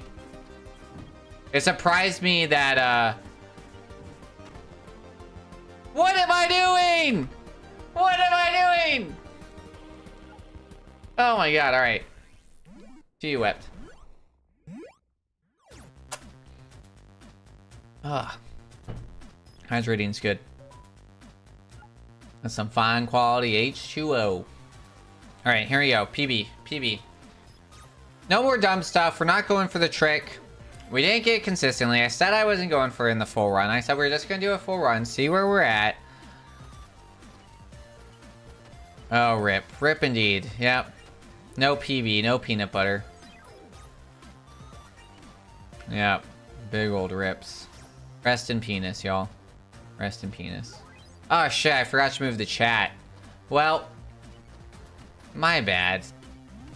I had chat in like a little corner on the game screen, which technically isn't allowed, but, you know. It's okay. It's only there for like 15 seconds. Oof. That was scary. That's like a 0.1 second time loss. Oh, no, you're alright. It's probably like a 0.05 time loss then. I caught the corner, which delayed me. Like, even these backgrounds early on are very good. Like, whole game is very aesthetically pleasing. Nice. Double jump upgrade. First upgrade of the game. Let's go. There's people. Linkus actually has. So the joke was, Wept, that like the PB command. Eventually, I wanted to get Linkus's command, which actually I thought was able to live update the world record for I think it's an API call to speedrun.com on the world record for like Wind Waker. But then I kind of like started thinking about it. I'm like, maybe it's maybe it just has a lot of mods who are like really on top of it because like people are really paying attention. Because there was a wild time when a really big skip got found in Wind Waker, and it was like a world record could not stay up on Wind Waker. Mind you, this was like 2020, 2019 when this happened. Probably like 2019, somewhere between 2019 and 2021 when this happened. And mind you that like Wind Waker came out in what, like 2005? So we're talking like a major skip that was discovered in like 16 years after the game came out. Like wild, right? And so he was like, people were using the world record command in there a lot, and I thought it was auto updating. And so like the goal was that I would have that exist as well. Damn, dude, that's like the 19th time that I've bonked on that. But honestly, I think the mods were probably just very on top of it because, like, I don't know, stream elements and stuff is very impressive of what its ability is to do. There's like a lot, and Nightbot's really on top of it, and then people make custom bots. So I'm like, it'd be really easy for that.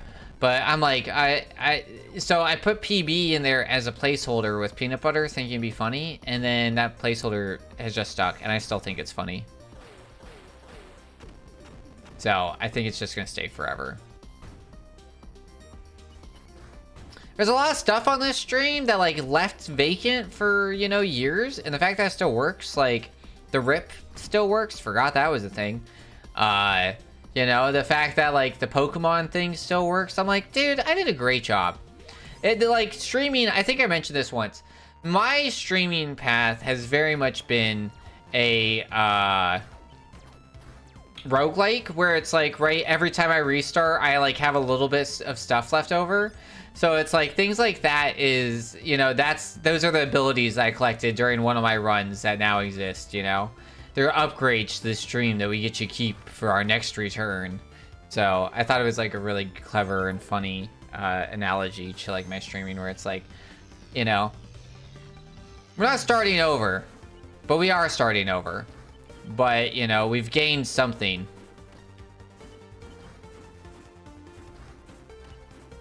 That was really good.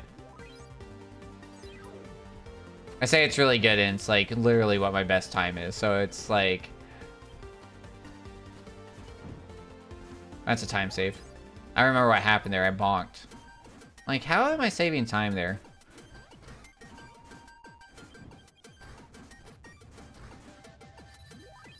Nice. I can buffer, or not buffer, jump. It's okay.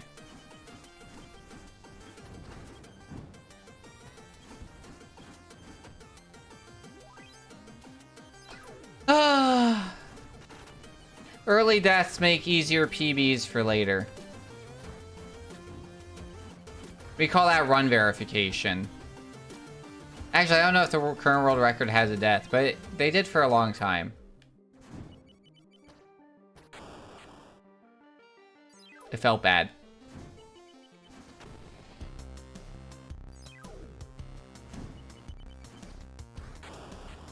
What the heck? This is what's happening during practice on this level.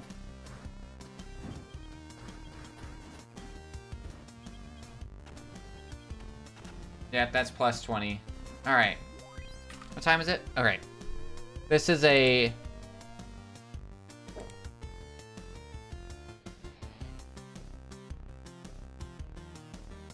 Alright, this next run needs to be like a no reset run. Because I gotta go to bed.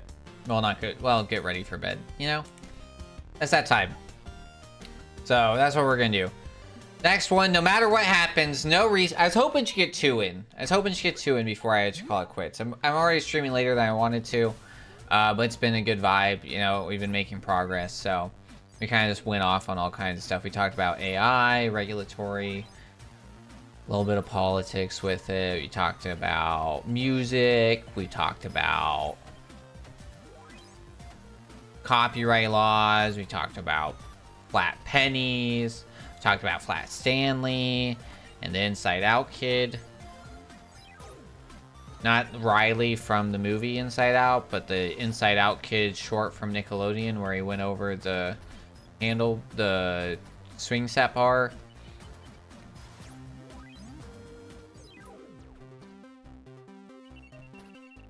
Oh yeah, there we go. That was good.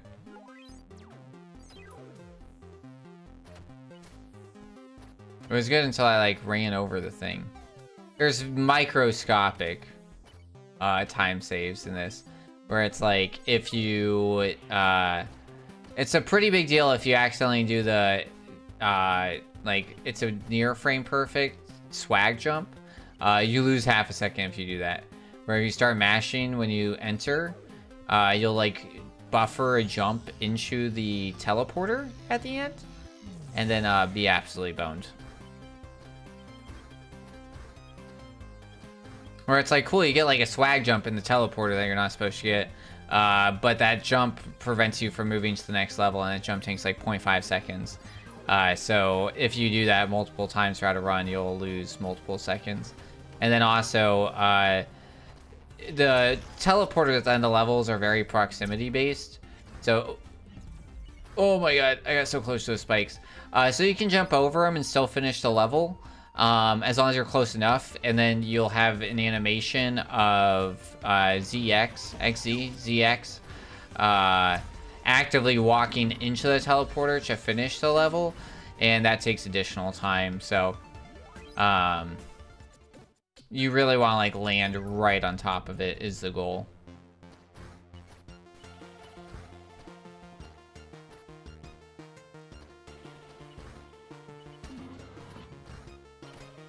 This one always freaks me out a little bit.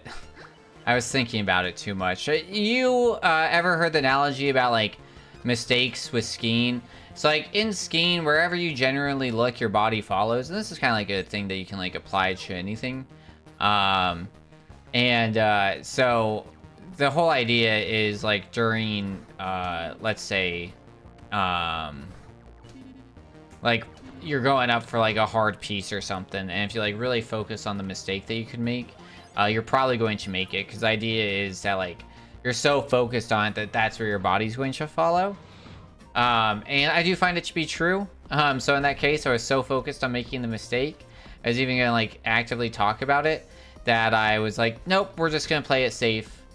And you know, end up being worth it. We still saved time, and we didn't take a death. So a split-second decision there, but it was scary.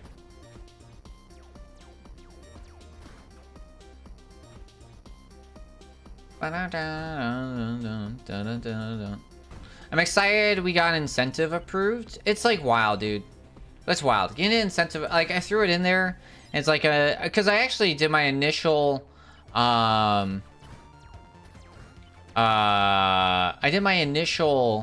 upload with the talking about the robots, and then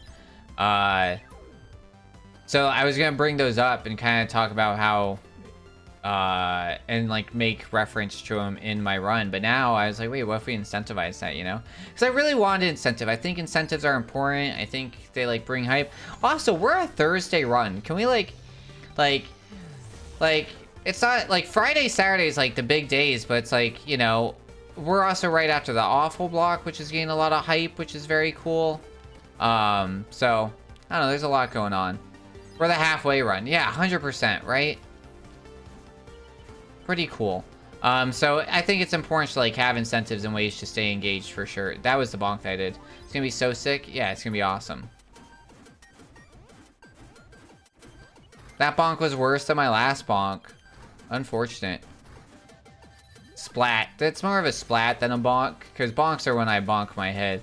Splats are when I just dash right into a wall. I got scared. I also missed a dash.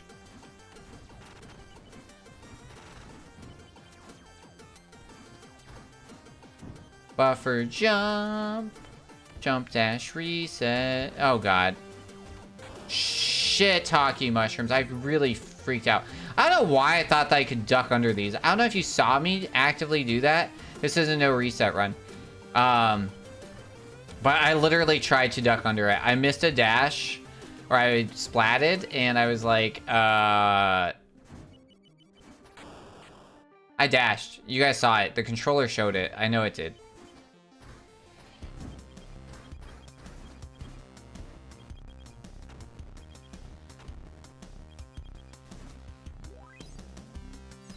There's time to be saved.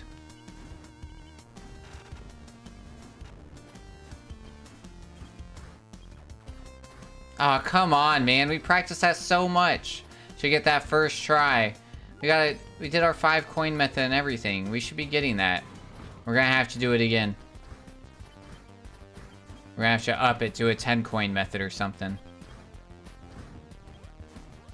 The hard part is that like you're always like battling different muscle memory when it comes to speedrunning and like learning new strats or like changing it up or like breaking bad habits, you know? I need to practice that one. There's a 2-second time save in there too.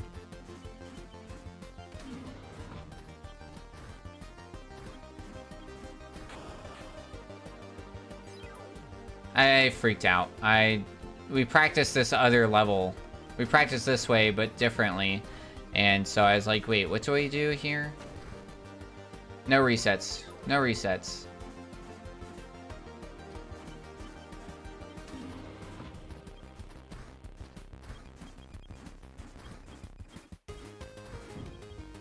We'll be alright. Oh my god! I said no resets. What time is it? What time is it? We're resetting. We're resetting. I don't care. I can't do it. I can't do it. I died too many times. I did it too many times. I can't do it. Alright, here we go.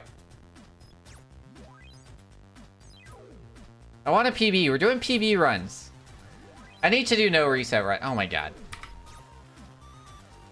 I need to start doing... I was doing a lot of no reset runs in like hopes of GDQ. Was like the goal, you know? And then like, I don't know, I got... The brain likes the PBs right now, you know? Like... I like the peanut butter. I need to buy peanut butter, actually. I just ran out. What's your guys' brand of peanut butter? I'm a Jif kid. A Jif reduced fat kid, actually. That's what I like. Like, I will fuck with Skippy, you know?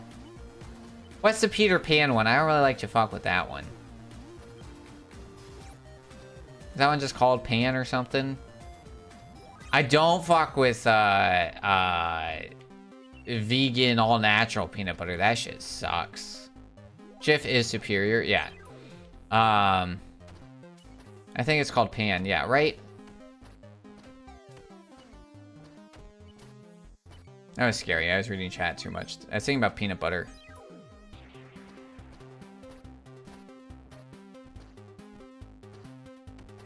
Precision is the key day. Is that day an accident? Probably. Double jump upgrade. Here we go. Yeah, Spain doesn't have good peanut butter, so I do buy it from the American shop. Also, there is good Spanish cereal, but you can't buy American cereal in Spain. Like, you can't... Like, it was the same problem as living in the Middle East. Like, sure, they call it Fruit Loops. It looks like Fruit Loops, sort of. It's, like, a little off color. But it's just, like, it doesn't have those cancer-causing chemicals that make Fruit Loops taste so good. So it's, like... You know, you gotta find other stuff. I'm really into, like, pillows. Like, I like Crave-type cereal, you know? Like, the nougat-filled cereal. Those are pretty good. And so Spain does a good job at those. Fruit Loops, not Fruit Loops. Fruit Loops? Yeah. All Fruit Loops taste the same. There are none. There are no difference. It's not like Skittles. Shit, I forgot to hold.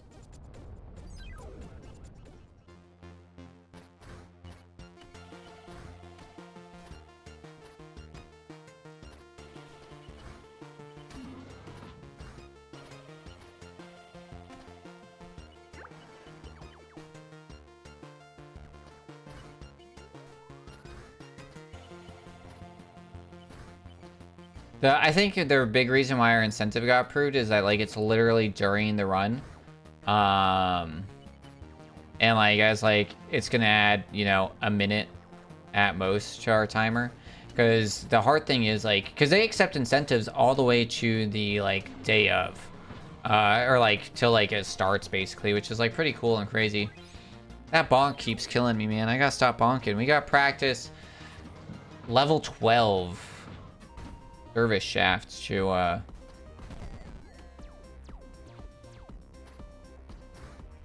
had a different strategy last time. It freaked me out because I'm so used to my strategy, you know? Ha ha ha! He looks like he's laughing or something, right, when I do this?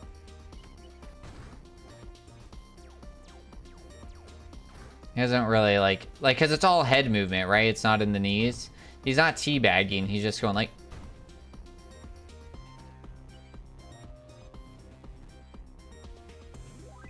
That's because I jumped late, because I was worried about his animation. Alright. This is the one. This is a trademark one. Every time I've ever said that on this stream, it's always been true. It's always been the best kick-ass one that we've seen. Don't believe me? Check out my YouTube channel. It agrees.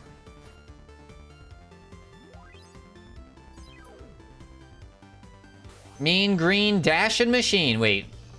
We're not mean or green. Cool blue. No, those don't rhyme.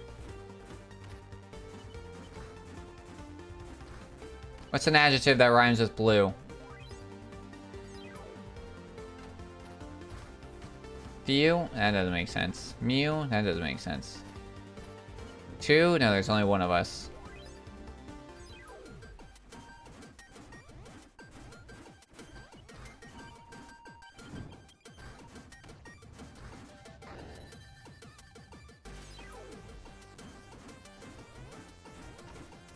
That's a killer bonk. That's never happened before. I've never actually taken that death. Wow.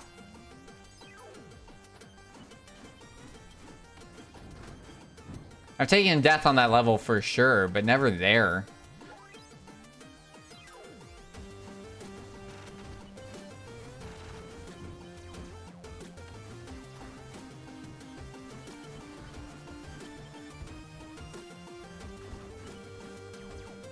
That was scary.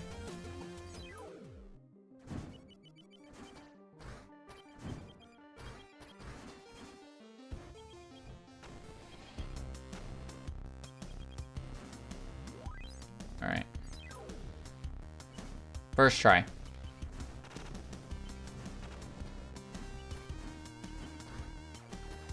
Come on. Give me those 3 seconds back. That would have been nice.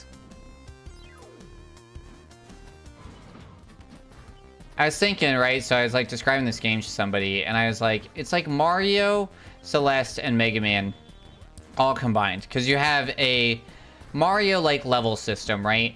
Where it's like, sure, it's not necessarily as identical as Mario. But honestly, if you look at it, there's 4 worlds, 13 levels per each. And then there's sub. I don't know why I did that. I'm so used to our practice. That's the hard part with practicing. I'm not ready for that. It should be added to this run yet, and I still went for it. You know, respect for going for it. But not worth. Yeah, it's a 9-second loss. That's why I'm like, we'll go for it once. That's how it's gonna look in GDQ.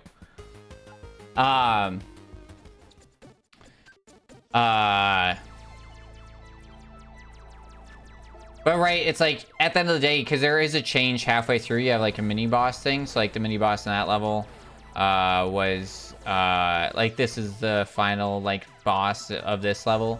Or like the, you know, the castle level. You know, and all the castles are always different in Mario. And then the midway was that laser chase, I think, right? So it's like there's 4 worlds, 13 levels, so it's like, you know, world like level 1's like 1-1, and then like this is you know, this would be like 213 or something. Oh, I don't think I hit that. Oh god, wow, that's a major death. I was doing dumb stuff. More time for donations. I wasn't thinking. My brain was shut off for some reason. I was trying to do math. You can't do math. I had to teach somebody how to do basic algebra or geometry today with circles.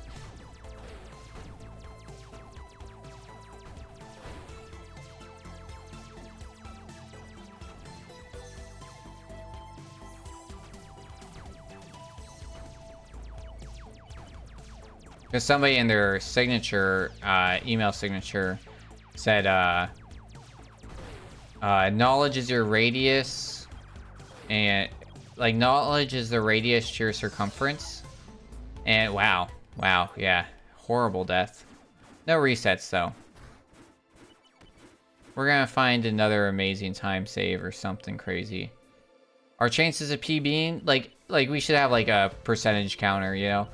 And it's like chance of PB, 1%.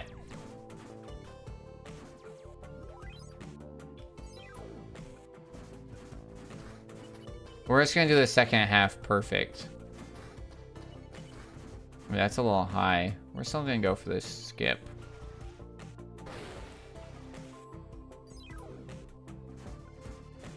I tried to cut the corner on it because we were too high and I cut it too tight. Yeah, that's the height we want to be at for that fall. Because now the fishman's all the way over there.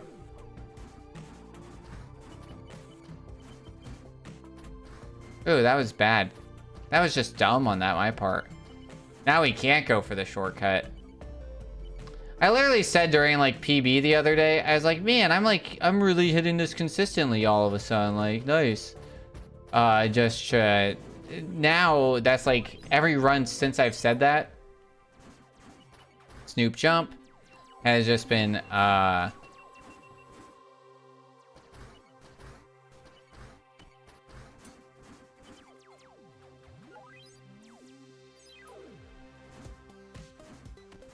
Coyote jumps, the other one.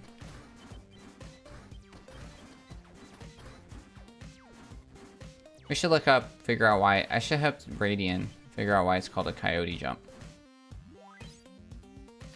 Because I think that's just like a regular term. Alright, ready? We're gonna save like 13 seconds on this level.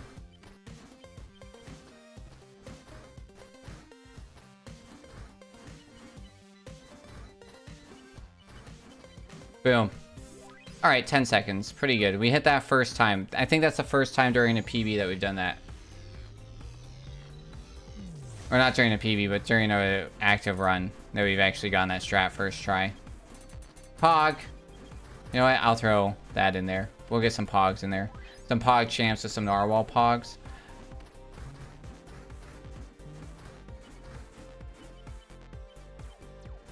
Nice. I'm glad to be doing this consistently again. We had a rough time with this level for some reason. I don't know what had happened.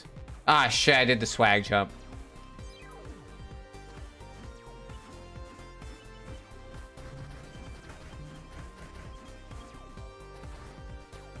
Snoop jump.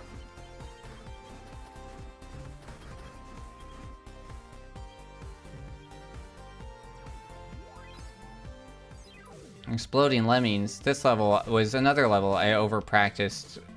World. This is why doing like different categories while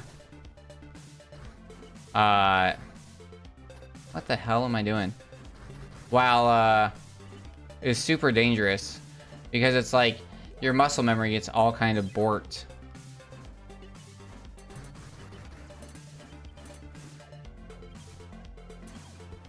Why you should like, it's why like I had stopped doing level records, especially the early level records, because they have, like, because you have upgrades that you don't normally have during that period. So it's like wild. I'm excited for our host to reach out. So I can tell him like, hey, like, I want puns. So we gotta put that out, right? I want robot puns preferably, right? Like, send in your comments with robot puns. We can maybe give them a few names to like look out for sure. You know? Like Radian, KO.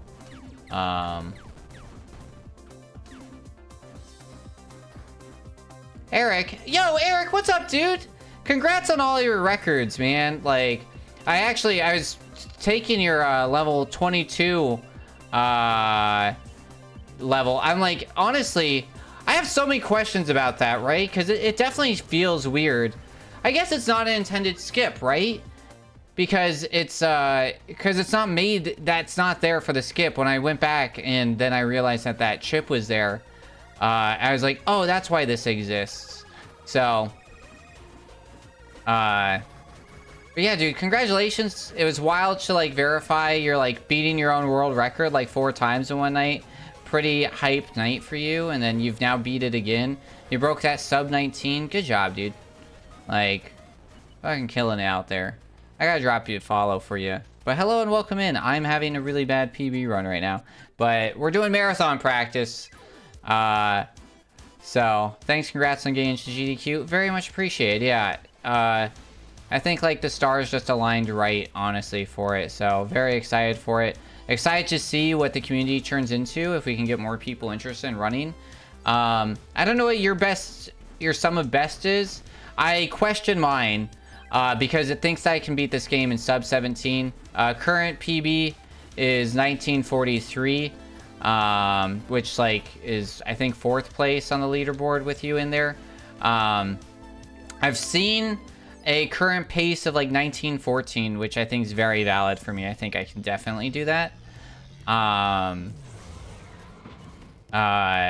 So I'd like to be able to get around there. I gotta like take a harder look at my sum of best, but I fully do believe, honestly, especially with you like shorting down, I do think that there is a way, whether or not it fully exists with our current strategy. I do believe that we can get sub 18.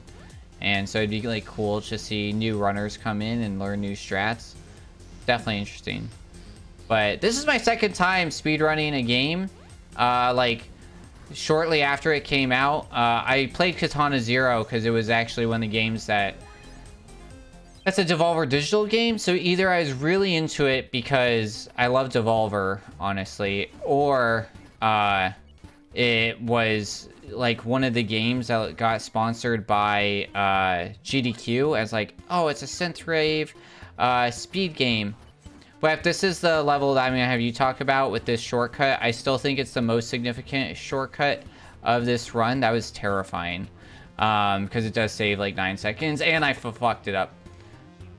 That one dash back, that was horrible. That's probably a death. No, we're good. Wow.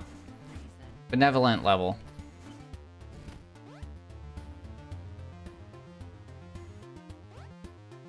I was about to say I'm literally not worried in the slightest. Okay, cool. Yeah. I was doing some practice with Onyx on like the 10-second level, and there's a lot to say about the 10-second level, and it's also 10 seconds. So it's like that one, at least, that one's definitely like a lockdown of 12 seconds. But there's not a lot to say. For this level, I don't have anything to say about this level. You know, so it's like if you want to keep talking about the previous level during this one, that's fine. And honestly, this one, god damn it, I'm off cycle now. I'm gonna have to wait because I didn't push that box. No, you know what? We're gonna go for it. I'm glad I went for it. Oh my goodness. I'm throwing.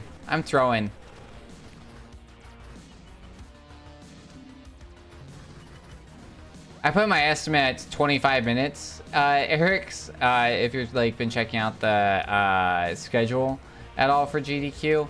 I can significantly like get sub, like I'd say my like consistent time right now is like right around 20 minutes. This is definitely a throw. So I was like, with GDQ, we're doing an incentive where I'm gonna read off and showcase all the robots with my couch on ambush. So we're gonna like stop and read the descriptions, you know. So you know, donate to get more of the game, but you know, not save the frames. But it'll be cool. I do this strategy because it's safe and I like it. I think I'm the only one who does that, because it is like 2 seconds shorter or longer than what Radiant or Sharp had. I don't know what you have on that level in your current PB, but wow, okay, that was a weird hit. I'm glad it wasn't the worst hit that could happen there.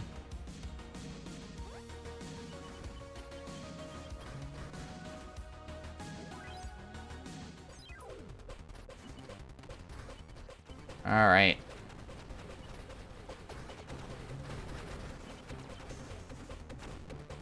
Throwing. 100% throwing.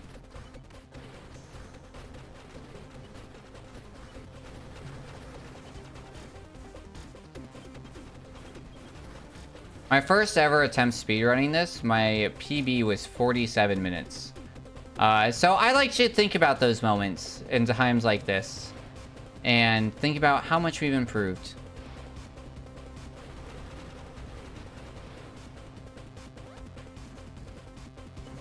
have the strats down. I can do the things. It's just, can I do them first try all the time? And the answer is no. Not yet. But, you know, we hope to. The bigger issue and the bigger thing is staying positive and not panicking when everything sucks. And that's the goal.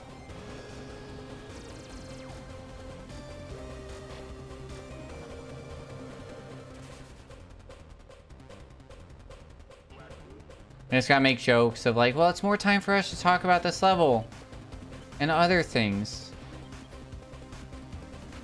Oh, what the fork? That was horrible. What am I doing? Yeah, I gave Ohei his car. So the hard part is, streaming Prime Hour seems to be midnight for me. Because everybody that I keep checking out, I'm like, oh, when are they live? And it's like consistently like midnight to 2 a.m. Which, honestly, that's the time I used to stream. So, you know, it makes sense. I was early there.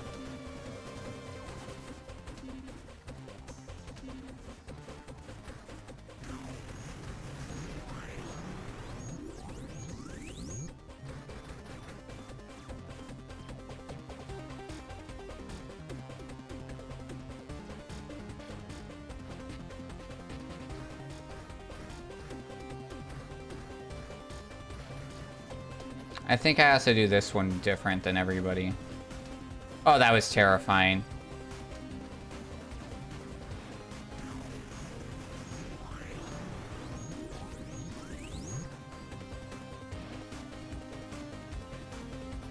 Alright, our goal for this, even with the small mistakes, is sub 140.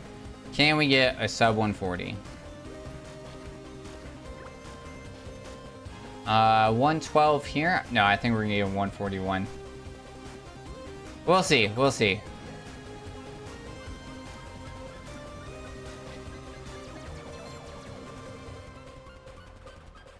I think, shout out to Radiant for, it was Radiant or Sharp who, like, their video ended up showing me, like, the safety strat, because, this right here, this part used to kill me all the time, and now it's like that.